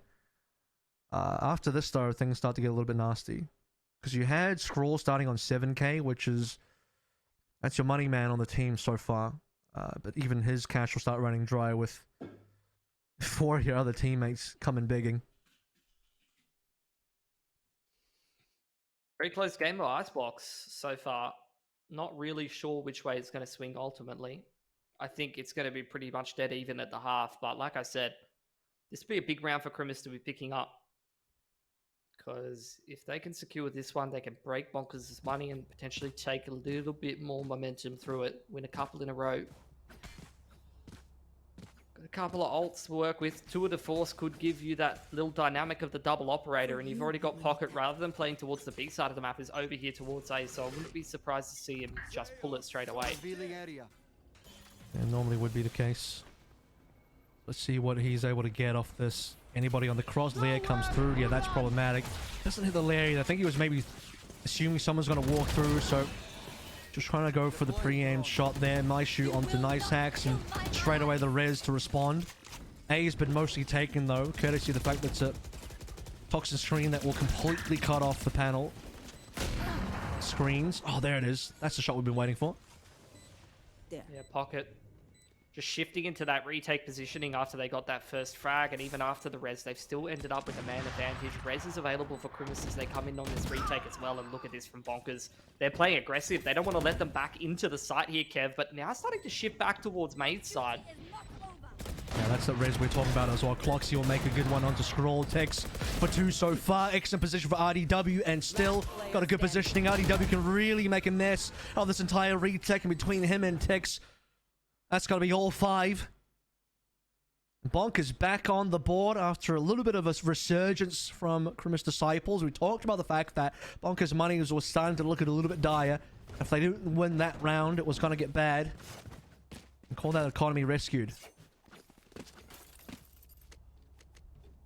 Really like the approach from Bonkers in towards the middle of that post plant. Just picking up the aggression, contesting everything over towards screen side. They didn't have anybody really pestering them on the flank, so just holding Krimis in on those choke points before they can really get out of there made all the difference. Pocket looking for the opener and potentially to try to rendezvous out towards Snowman's side, playing over here towards yellow. Good recon. That will reveal Pocket most likely. Rendezvous, he'll need to use it almost immediately. Waits a little bit too long. At least Cloxy will get the counter trade. Wall coming through. It's going to get broken as well. I mean, look at this is the pressure we've been waiting to see to make sure that the free plant isn't just going to be guaranteed. Scroll. It's okay for now. 3-on-3 though. RDW on the big rotate around through middle is checked by Marsh, and all of a sudden it was a 3-on-3. Krimis win all the duels, both of the duels on the site. You've got to give credit as well to Marsh shutting down RDW, who wanted to go on that big flank around through mid. And it could have been Krimis. Look at him. Could have been a monstrous flank as well. You 5 out of 6 for the Empress. Yeah. A lot of stuff could have happened on that end of things. So important kill, as you said. Pit round coming through for Tex and Bonkers. So usually you would be able to secure rounds off the back of that one. And they're not going to go up against Cloxy straight away on B either, which is great news for Bonkers. And Cloxy will wish that he'd picked the right site, but that's your 50-50 for you.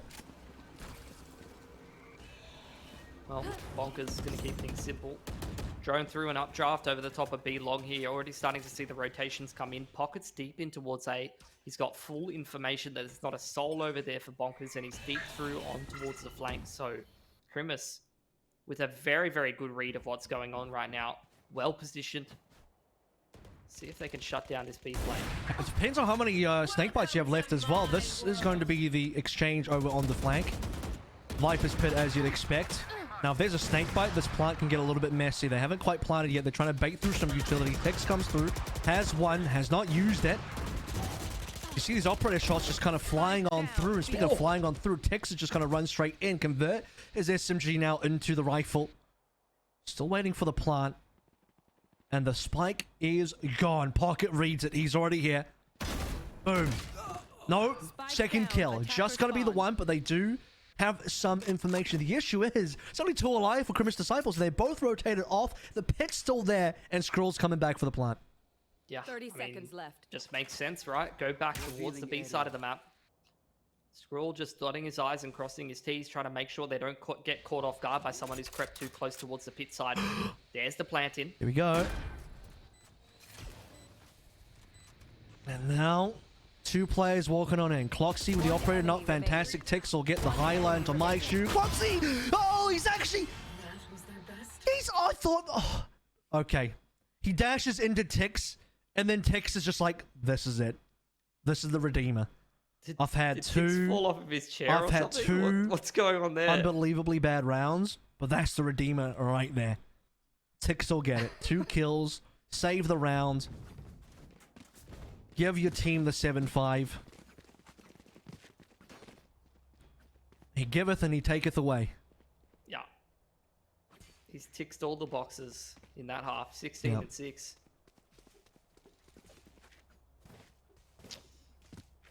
Nice little resurgence from Bonkers. A very back and forth half, particularly towards the tail end of things, but a 7-5 really could go either way. Grimace now on towards the offense to close out Icebox here. That's a fair bit of pressure. Skrull looking to try to shock dart over towards Belt. Get some damage early on. He's going to just peg Maishu down to 50 health right off the bat. Heal comes out. Drone to follow. Trying to find any players playing close towards this defensive Viper wall. And in the meanwhile, Bonkers have taken B long control. Harsh reads it though. Or at least was considering that the flank could have been possible. One recon scan comes through, will catch nobody. With that, CD going to keep on walking forward. Tex is about to have a world of hurt. Depending on who sees who first. Rendezvous out. Still gets a kill in a minute. That's impressive. Very nice to at least get the one before you go down. Mr. Disciples cleaning up all over that. Marsh was so patient in terms of dealing with Nice Hacks, who, as mentioned earlier, was considering that Nice Hacks could have been there or somebody could have been pushing up. They'll get the reward, and off the back of it in this 4 versus 2, started rotating off of A. Well, Minimize actually kind of... He pushed up and he saw a bunch of members. It's only classic at long range. He would have to hit a headshot, and even then, with the damage fall off, probably not going to be enough. Where are you going, Krubis? What side are we going to? Oh, RDW. Man, if Krimis don't know where they're going, Bonkers don't know where they're going. Oh, that's a full heal. That's 150. Oh, never mind. He can't complete it. One pick, though. Nice timing from Minimize on the flank. This is getting interesting, too. Last 2 players for Krimis are super low here, Kev. Minimize is a heal, though. But not a good gun for this particular range. Dodge the recon. Beautiful. Last 2 members of Krimis Disciples are low enough that Classic can do respawn mount. Foxy, beautiful. Can't dash away. Here we go. 1 right click to do it. Oh! And he'll miss. Smoosh. Maishu, rather. 1 quick step to the right. And a headshot to follow. 4 HP, man. These rounds just coming down straight to the wire. Krimis, I love that they were just doing laps in their spawn between B long and A lobby. Just running back and forth. Well, they respected Minimize, because I think, you know, they weren't expecting to get tagged on their way back to A, and they would have had a plant. So if Minimize didn't shoot those shots, I think CD would have just gone for the plant on A. But they didn't want to have to fight Minimize or clear him out, so like, we'll go back to B. Don't know where RDW is, we'll go back to B. Well, Krimis taking the pistol. Now into the anti-eco. Do you have Marsh trying to control this B long push? But takes like to fall away. There are 3 full rifles on this anti-eco. We're only on round 2. Yeah, well, that's always the scary thing when you're going up against the pistols, because you just position yourself, you drop one of those rifles over, and all of a sudden, things can get a little bit spoopy. I love when things get spoopy. As the 3 rifled members as well, you know, they don't have full armor. The sheriff can still wreck them easily, and now at any range as well. It's like a corner that you cut to try to make your bonus round stronger. But oh, my shoe. He's gonna get timing potentially. I wouldn't re-peek it. I wouldn't re-peek it, but he's feeling it. He needs some help. This is where you don't want to drop a rifle. Yeah. Don't worry, he's got those angles under control. If he's done enough Icebox DM, that's a fight that you've taken about 500 times. Well done, Myth. There you go. They've gotten away with it. And what they gear up for now is like a decent contest on this next round where, you know, they get to still play the bonus, which is the best part. Because of the fact that they went flawless is ridiculous for that. I think if you don't go flawless and somebody rebuys here, it doesn't feel as good. But because you got a full flawless, you don't have to rebuy anything. I mean, what does Pocket do? Does he just play the headhunter or what? On the chamber, it just plays with the headhunter. Yeah, okay. So that's maybe not as fun considering you're up against 5 rifles, but 3 rifles versus 5 rifles. I mean, this is one of the more competitive ways to actually play this round 3 when you're ahead by 2. But if you think about it, Foxy goes 1 for 1, then Pocket picks up his rifle, and all of a sudden it's 4 rifles. Oh, that's maths on stream. Nah, don't do that. Mac and I did a little bit of that on the first day, and he warned me about it. Okay. Screens have been played. Text tucked away on his left-hand side is going to be Nice Hex, and there's some damage coming in through Marsh. Doesn't even know what hit him. 1 for 1 now. Still even numbers. RDW cannot prevent this plant. And Myth could be stuck as well. He's behind he's next to a few members. He revealed his barrel as well. He should know that he's stuck. RDW's in a great spot. Picks up a frag. Instantly gets traded. That's that kill from Pocket you were waiting for. Nice Axe was just so far away though. And this is a pretty nice crossfire between Backsite and Jail. Blocking sight. 1 enemy remaining. And the smoke placement is good as well. Nice X. Can still get this last one. Does he know that Pocket's around the... Yeah, he's gone for the half defuse and Pocket's taking the timing. So, funny enough, the Headhunter player is the only person left remaining. Yeah, I mean, Pocket's already shown his worth with that Headhunter many times. And in terms of them winning that flawless anti-eco, they win the bonus, and he recovers the rifle and recycles it. So that's worked out beautifully for Krimis. They take the lead. They've kept their economy pretty stable. It's not 100% stabilized just yet because they need to get a reasonably clean anti-half-buy here. Deal with the sheriffs and the marshals, but if they do so, they're up 9-7 with a good economy to boot. That is looking like them starting to make a resurgence in this series. 2 members walking down B. Yep. Scroll knocking Cloxy down from A. And Marsh got the info. But also knows that they've probably given info over to the fact that they're nowhere to be found on B. Myth was also walking up mid slightly. That's about to be checked now on the other opposite end by Minimize. This point, I mean, Bonk is about to fully surround Krimis Disciples in a hot minute. Yeah, they got so much map control, right? But Krimis, they can just keep this relatively standard. Just work in a pack. They do have the superior weaponry and the better util. That spike is quite dangerously positioned though. That's making me a little nervous. Gotta get a move on here because time is going to be a bit of an issue in just a few as well. Here we go, Tex. Show me what you can do. Nice. That's right, you'll take the 1 for 1. It's reasonable. Now the rest of the members are starting to come on in. Marsh can't collect this kill. Takes him a while. Takes the entire mag. Almost 30 whole bullets. Cloxy now. Brilliant stuff. Couldn't quite get the conversion. Nice hacks for the long flank. 12 seconds roughly. They have to get this plant. And plant denied. That's what we're talking about. Player standing. Spike down A. Spike planted. Good patience. 1 enemy remaining. Woo! Scroll, baby. 4 kills, beautiful. And so much of that comes from the fact that Nice Hacks delayed the plant. I mean, that's how you have a situation where he can isolate the first 1v1 while Cloxy's going for it. Dude, Scroll's Marshall, underrated. Underrated, for sure. Yeah. I've seen him hit so many nice shots with it.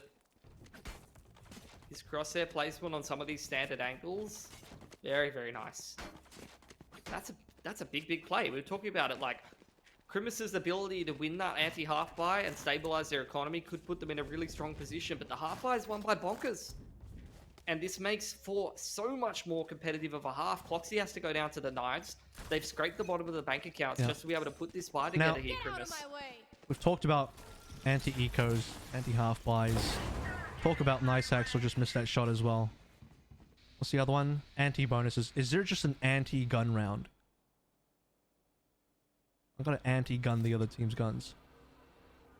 Or is that just winning a round? Yeah, it is. That's just winning a round. We'll see if they can anti-gun round this one from the from Mr. Disciples POV.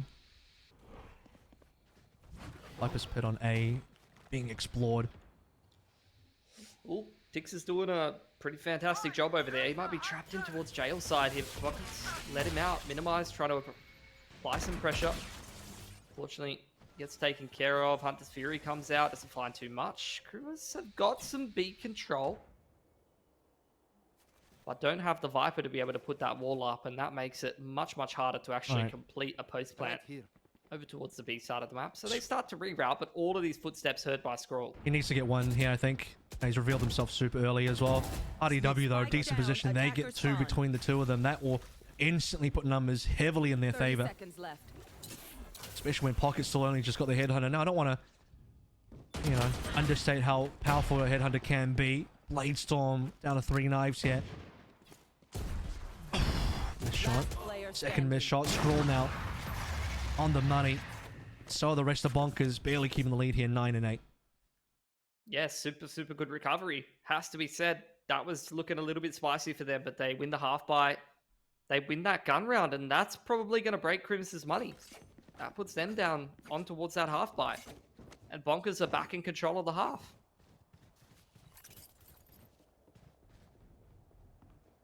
So Krimis Disciples looking for another anti-gun round. Is that right? So... No, I guess. I don't know.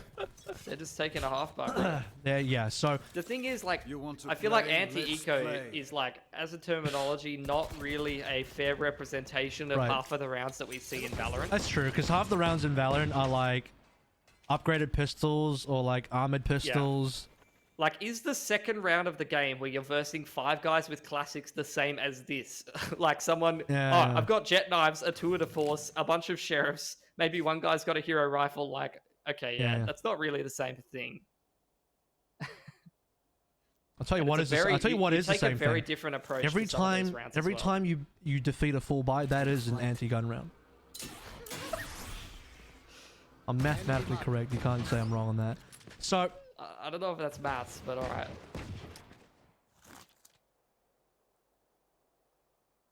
RDW has first contact here. Depending on what Pocket does through smoke. Oh, actually, Nice Axe actually got one over towards mid. So that's going to be your lurker down. RDW again. Okay, one dismiss away. Beautiful. Nearly died there and might still die. Good shot from Pocket. Trying it once again, though. Resurrection available. Here comes a gun pickup, a wall, and a plant. Respect being given here. Bonkers don't... Yeah, they're not able to contest this one. No one's close enough. And 140 dink from Marshall. Hate to see that. Gets the pit down, though. This is getting interesting. Rez in on Nice Hacks. Trying to just bolster up the numbers as they contest this pit, but they're taking so much damage to the cave. Really doing a whole lot of work. It's only down to mid, though, and Bonkers. It was a bit of a scary moment for a second there. But they're able to get back on top of things, and they have successfully avoided getting anti-gun rounded. Yeah, that's what you need. You need to keep those guns in your hands. And now... both teams are going to look for the anti-gun round on each other, so that's where this game has gone towards. EW thought a while for we wanted to buy Empress for the retake if it comes to that. 2 in the lead now, a decent 3 in a row for Bonkers considering where we started.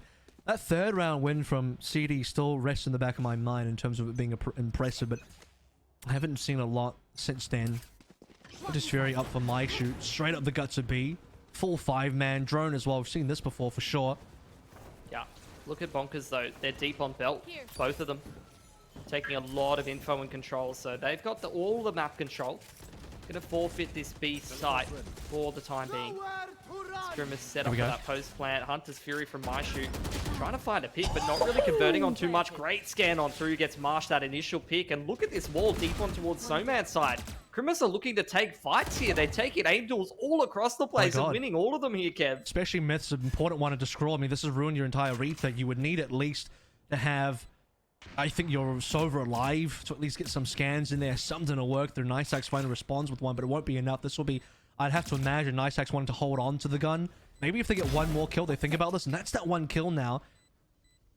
But time is such an issue. You'd have to clear too many angles, get too many kills to get the show started. The fact that RDW does not pull out the Empress means they're definitely not going to go for this one. Ideally, RDW gets a couple more kills on the way out. That'll be enough. Oh, no. That can also happen. And then that happens as well, so. That's gone terribly. Gonna have to scrub my brain at that moment later on tonight. Yeah, that's what I do after a long, hard day of casting as well. I like to just take my brain out of its little container and give it a good old scrub. A deep scrub. It's the same thing as cleaning your mouse pad. I need to forget about some of the round 19s I've seen in this game so far and just get a nice deep scrub. Alright, well, Bonkers definitely didn't come out of that round with as many guns as they would have liked. A big contest over here towards A. Drone reveals Niceax straight away. He gets picked by Pocket. This is all kind of falling apart right at the start here for Bonkers. RDW has to be the saving grace that makes it all worth it. The trigger discipline from him as well. Dismiss away. Okay, he's actually in a decent position. Well, he is and it is. We'll see if he can really save things or not. Minimize onto Cloxy makes it even better. Empress being used here. Now RDW wants to pop off. This is where things are going to get real. How about another free kill off the res? Oh, RDW. That was a round that Bonkers had no business winning. He had to be the man to go huge. But that's exactly what he did. Great positioning. Good use of the Empress. Dismissed to reposition multiple times. That's exactly what you want to see from your Reyna. Just being an absolute pest to deal with.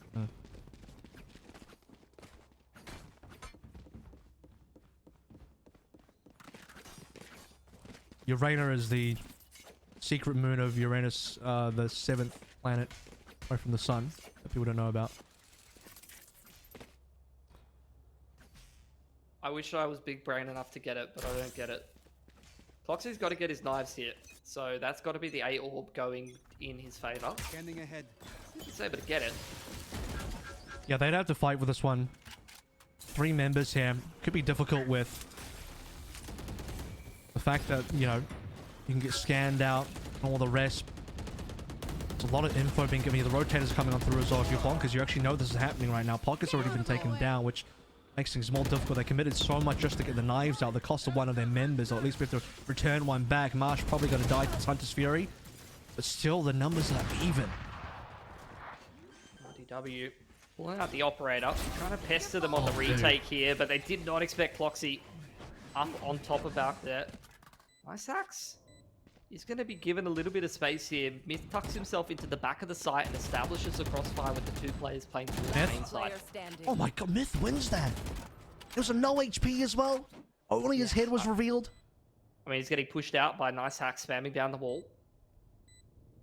Knew that he had to reposition there. Try to take that headshot angle. Just good awareness. And Grimace on double digits of their own.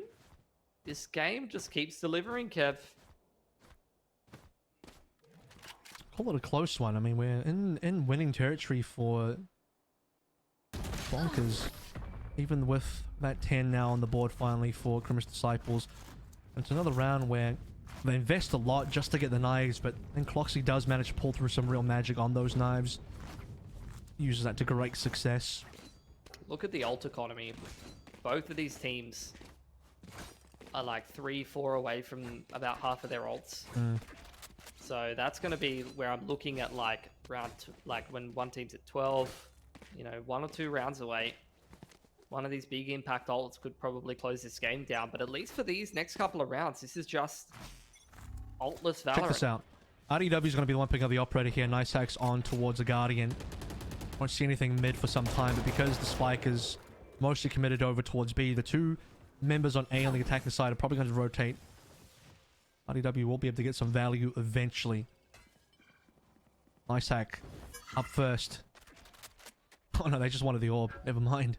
But still, they're going to have to rotate back through mid, so eventually RDW finds its value, you'd imagine. There's no one on A. It's a full retake setup on A with just that Viper's wall to contest. Krimis working that part of the map. RDW, can he pick the rotate here? Easiest shot of his life. That's a man advantage. And that's a fair bit of info for Bonkers. You can already start to see the shifts in their rotations. Nice Hacks has not seen anyone on that B angle. So already Bonkers starting to make moves back over to this A side here, Kev. Tick's already here as well, so the snakebite can cause some real problems. We've got two of them to use. First one down. Slow the plant. What a scan as well. Reveals, I mean, you knew all four was here, but now you know pretty much the exact positions you're working against. Second snakebite goes a miss. I don't know what that is. Going to work on those bounces in the future. RDW to convert for a secondary kill. He's like, no, I can't go that way. That was a bit a funny moment. 3 versus 2. Currently, both members of CD pretty far away. They're going to do the defensive wall. Vertically done. Only a tiny gap to defuse. That is perfect from Bonkers. What a bloody wall from Minimize. Is he covering off his teammate though? Marsh pushing up on towards the side. Scroll finally deals with it. Did they get it? Harm. Yeah, they did. Yes, they did. Just getting scared for a moment. They would have had enough time anyway. 6.2. They had time for the full defuse as well. And Bonkers. Match point. There's that series point for him. Running a wall play. Good scan from Scroll. Play for the full retake. RDW got your initial kill into your secondary as well. So, all good advantages for Bonkers on that particular round. Money is still decent. Cloxy onto only a Guardian now. Final 2 members of Krimis Disciples with Pocket and Myth thinking about what they'll get. Pocket is one away from the tour, and thank goodness he is, because otherwise he's not working with a lot. Nice axe on the deep line towards B long. With the drone, RDW on that secondary contact off the back of this operator play, and beautiful stuff. Opening pick goes the way of Krimis. How they proceed from here to close down this 5-on-4. No room for error right now. This is their VOT life on the line. They've got that pit available for the post plant. Rez, a nice act to suck. His dash has already been spent. Meth will convert it further onto the Rez member. Pocket finds the kill that he's been looking for. Might not even have to use the Tor now, because that would just be a free gun. In fact, 2 members remaining. You'd save that ultimate for a better day. Nice. Oh, he unscopes at the wrong time. Nice hack still gets a kill, but can't dash away. It's committed to the position. And the final member of Bonkers reveals himself on a trademark. And things can only go badly for Tix now. Yeah. Dart is even going to keep him back for even longer. I don't think he even has the time to convert around like this. Marsh is going to deal with him. So it's going to be a good buy for Krimis. They've got the tour de force and the pit available in towards that last round. So already some great tools for Krimis to be able to push this in towards OT. What do Bonkers have to work with heading into this critical gun round? This is a series on the line. They've got bloody nothing. Yeah, that's the sad thing, right? I mean, you look at the round summary, and the last 6 rounds before this, back and forth, back and forth, back and forth, which means it's dangerous money territory for everybody. And that's where your Blaze Storms, your Tour de Forces start to get some real value. The fact that Pocket doesn't need to pop the Tor means he'll just pop it this round for free, and he'll be able to swap between an Op and a Vandal anytime you like. Isaacs will at least have the opportunity to do the Blaze himself. Another 5-man walk down B, backed by a drone. Cloxy waiting for the recon. It won't arrive because the Sova of Bonkers is really far away. Scroll's only arrived now. It's up to Tex to slow this one down with Snakebite's first one being spent. He's pre-aiming, I think, the updraft from the jet knives of Nice Hacks, but didn't get given that. Full flank coming in there. Nice Hacks deep in there, already denied by Nishu. Pit on the site. This is all going the way of Krimis. I know one's on the flank, and if RDW dies, I mean, it's about done. It's about done now anyway. RDW does get value. Minimizes nothing to really work with. RD needs a gun to be able to really get this Empress. You might as well just pop the Empress now. There's a gun towards your left. Riley 1 versus 3. So many members. Do not save this ultimate for OT. Do not do it, my guy. Resurrection opportunity. There's a free kill. And he's really giving this a go. But the left side isn't clear. He just doesn't know where to look. Pocket picks it up. Into the overtime we go. And the Empress goes in the bin. Yeah, Krimis stay alive as well. Very, very good recovery. That half was just teetering on a knife's edge. But Krimis were the ones to break their opponent's money. And they've been rewarded for it. Now into OT. Could really go either way. We've seen two very competitive halves from both of these teams so far. Krimis back on the defensive side. Leaving this A site mostly open, and Bonkers already sizing it up. So I think we're going to see right off the bat a 5-on-5 retake or something of the sorts. Yeah, looking that way. One of those moments, unfortunately, where you're going to make a gamble off of A. It doesn't pay out for you. And we go. They'll pretty much know straight away when they see both the recon and the lair coming on through. Yeah, they know they've kind of done goofed. So my shoe's going to slip off. Go back over towards A, confirm the information that they probably should already know at this point, because they've looked mid, they've looked B. It's only going to be A. My shoe ready with the darts, but they're for default plant. And again, it's this wall up the top. Spike planted. Oh, look at this from Tix. He could make all the difference right now from a position like that. Still unspotted. He has all of the footsteps coming in.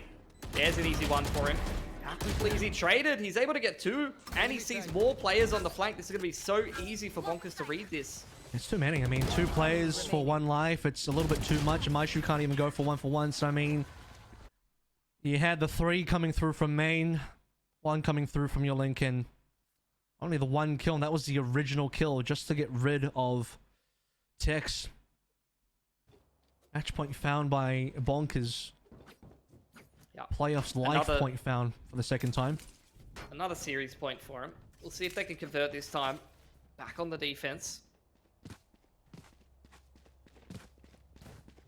The RDW on this long line. Both of the duelists playing towards B long here for Bonkers, so you're going to get this 2-man setup between both of them. Just ping-ponging off each other's contact. Nice hacks up the top. I don't think we've seen that yet. The drone gets dealt with instantly. Yeah, so that means he's in a good position to get a kill here, especially, I mean, if Cloxy was here, you'd imagine the Cloxy... Actually, he is here. He's going to think about jumping up or doing something. 2 players could not get rid of that recon fast enough, and it just ruins Nice Hack's positioning now. Scroll deep in towards middle side, thinking about popping that drone, trying to gather some information, because Bonkers getting a little bit uncomfortable. There's the drone through, dealt with by Myth. Push comes through B long. Information has been gathered here by Bonkers. They've got a pretty good read on what's happening, and again, we're going to see an A site retake. Well, at least have their Viper close by here. Tex will be going for a couple of snake bites to slow it down. On top of that, you got the server utility as well, so this one might not be an easy plant. No, it's got to be a super hard plant. There it is, denied. Oh, good pick on the flank from Nice Axe, and RDW is actually here up towards belt side to take contact. Jeez. Work off the scan. This might be it here. Tournament lives again. CD.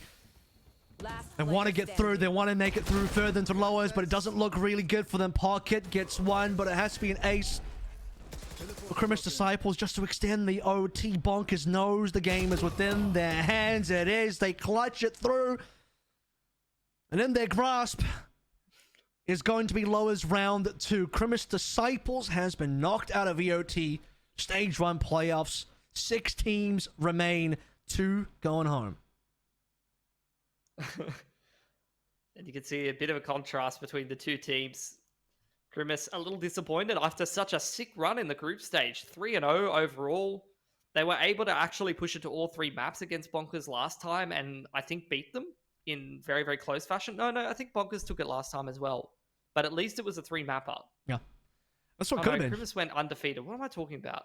I'm second guessing myself for some reason. In either case, Billy, this one could have been a 3-map. I mean, you look at iSpot. Sure. Let's write off the first map a little bit here. Well, let's actually not, because the first map still came within a reasonable margin. If you forget the fact that, Krimis Disciple had to probably still play through 5 or so rounds to hit the OT. They made it competitive even though they were losing.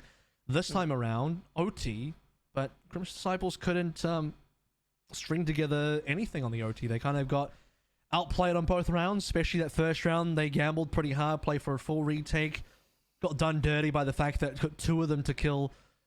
2 people died to try and kill Tex, and then that was pretty much it. And my shoe got nothing else from that. Good enough to attempt to even get to the OT. I mean, how many rounds were Bonkers on 12 for? At least 2, I think. So you needed 2 really good rounds from CD just to get there, and they did get there. Yeah, I mean, they had a couple of series points, and you're gonna see Bonkers move on in that lower bracket as well. So both them and Mindfreak now waiting for the upper bracket games to be played between Order Honey Badgers and Iconic Fun Crew. I feel like all the games from here on out are very, very spicy ones, and Bonkers gonna stay alive against Krimis. All right, so I think we're going to the interview now with Tix. Let's have a look at what you got to say, mate. That was an interesting series. You're gonna love all the great moments that our Observer team caught over that series as well. You will be really impressed with that. And my spectacular commentary on those very specific moments, which I'm sure you'll remember. Yeah. Look, it was a fun game. Let's just say I get a little bit hyped. Mum's not too happy every time I scream, but it's whatever. I've been in the back room, but yeah. Look, what can I say? I'm sure Crash and all the production team, they're professionals. They know what they're doing. They always seem to capture the best moments for us. But yeah, it was phenomenal from the boys today, especially after the rough loss yesterday. You still won. I mean, that's the thing. Yeah, rough love yesterday. You beat up against one of, I would say, maybe people would say, one of the other favorites after Order. It's basically, I think, you guys and Krimis Disciples, etc. Right? So you knocked them out. Now going through this lower bracket run. Yeah, you had a couple of funny moments and whiffed a couple of times, but you also saved quite a few rounds. You had some really big moments there as well. So enough to be proud of. So I mean, talk us through those 2 maps. You guys had a pretty big lead on Fractured, started slipping away a little bit. You had, and then a very tight icebox, which you guys struggled to close out in regulation, had to go to OT. Yeah, look, I don't really know what to say about the map choices. Obviously our bind's super solid, so we got that 3rd. But I think with the raw firepower we have on icebox, I think it is one of our stronger maps. We did struggle to close it a bit at the end, whiff shots. I know I whiffed a few, especially with that dig. But yeah, look, we have Riley, RDW, and Chris, and them being led by Mini and Scroll with the util. It's very hard to stop, I'm sure, especially when we're just straight hitting sites and working the map like we do. It is one of our stronger maps, and with the Fracture set plays, I mean, you saw what Chris's nades did. Chris's nades did, and the util. I mean, it's pretty hard to stop that. But yeah, all around pretty happy. Yeah, I wanted to ask about the map of Fracture there, because you guys look pretty well organized. Obviously, you had a lot of these utility setups on the defensive side. You guys look pretty comfortable, but it wasn't your map pick or anything. That was Krimis. They were saying in a few interviews that they wanted to kind of mix things up a little bit coming in towards the playoffs, because obviously everyone was quite impressed with their group's performance. And, maybe they're a team that if you're talking about playing them in an elimination game, you don't know whether they're going to come in with that same level of group stage performance. So what were your thoughts going into the series? And then seeing them pick Fracture, were you happy with that? Were you worried about that or anything? Because you guys have played a little bit of Fracture yourselves. So obviously haven't won a lot of those playing Honey Badgers and things like that. But what were your thoughts going into the series and seeing Fracture being picked up there by Krimis? Yeah, so look, we actually never get to play Fracture as much anymore because most of the teams banned it against us. You saw Order banned it first, or second or something. We actually don't really get to play it, and we're actually really, really excited to play it against Krimis because again, we don't really play it. But yeah, I think it's a wild card Fracture. We've had a few losses on it, pretty badly one, but I think it's a little wild card for us that maybe these top teams don't really know about if we haven't scrimmed them recently, because we actually haven't really been practicing it that much, but we have all those set plays, and I think, just with how we play, we're pretty structured, I feel like, on that map. Yeah, we did struggle to close it out a bit, but yeah, I think it was pretty good overall from us. Yeah. All right, so you guys will now be moving through the rest of the lower bracket alongside Mindfreak. I'll pretty much ask you guys the same thing, but the fact that you guys are dropped into lowers pretty much straight away, you have this entire lower bracket gauntlet to run through now. So outline your thoughts a little bit about, what the next few days and the next week of VOT is going to go for you. Yeah, look, honestly, I think We are pretty. Obviously, the loss yesterday didn't really confirm anything or confirm these beliefs, but we still believe we can take that APAC spot, and we will take that APAC spot. The loss yesterday was a bit rough, but I think it gave us a bit of a wake-up call. I think after the order game, we were a little bit complacent, in my opinion. I know I was pretty complacent, but I think this game showed that we're here to win, especially against such a tough opponent like Krima's Disciples. I think we really showed what we can do. There was a few mistakes here and there, but like that's fixed. That happens. It's official. It's like life's on the line. Everyone makes that. Everyone's nervous. But yeah, we believe we will go through the entire lower bracket and make it into the grounds. Appreciate it, man. Thank you so much for jumping on here. Tell Jordy I said hi, and best of luck moving forward in the rest of the lower bracket here, Pilly. That was an interesting game. Bit of a fast evening overall as we look through the results from the day. Obviously, we started out with Meow Meow kind of getting dunked on a little bit by Mind Freak, especially that opening map, and then second series a bit closer. It went to OT on the second map. Yeah, absolutely. I think, look, we've eliminated 2 teams already, and Krimis, after a 3-0 run, will be a bit disappointing to see them go down in 2 clean sweep series. They weren't able to take a single map in playoffs, although they did contest both of those series quite reasonably and look competitive at times. I think both Bonkers as well as Fun Crew kind of showed that although Krimis had great form in the groups, that they are a very beatable team. So I think you're seeing this level of competition be dialed up quite a bit as we've headed into the playoffs. The other kind of storyline I want to follow is obviously we're going into those upper bracket games next. You've got Order, Honey Badgers, Fun Crew, Iconic, and then whoever's dropping down into those lower bracket games, you're going to start to see some of these rematches come out. And this is what we were talking about when, you know, obviously Order is this team where we expect them to not really be upset to be able to run through a bracket without having too many issues. But you talk about the rest of these teams, you know, positions 2 to 6 in Oceania in terms of the hierarchy, things are very up in the air. And that's where I want to see when we get some of these rematches, when you get some of these teams get a little bit more familiar with each other, get a few more map reps in and start to read each other's play style, who's going to be a little bit more consistent in terms of putting these wins on the board, and we can start to build those storylines going further into the year. Yeah, it's got to be a bloodbath in that lower bracket, that's for sure, because, you know, with the fact that, you know, you already had Mind Freak and Bonkers in there that you have to face up against. If you're losing the upper bracket now, you're going up against one of those 2 teams, it's going to be a real barn burner, to be honest with you, as we, you know, move on even further through.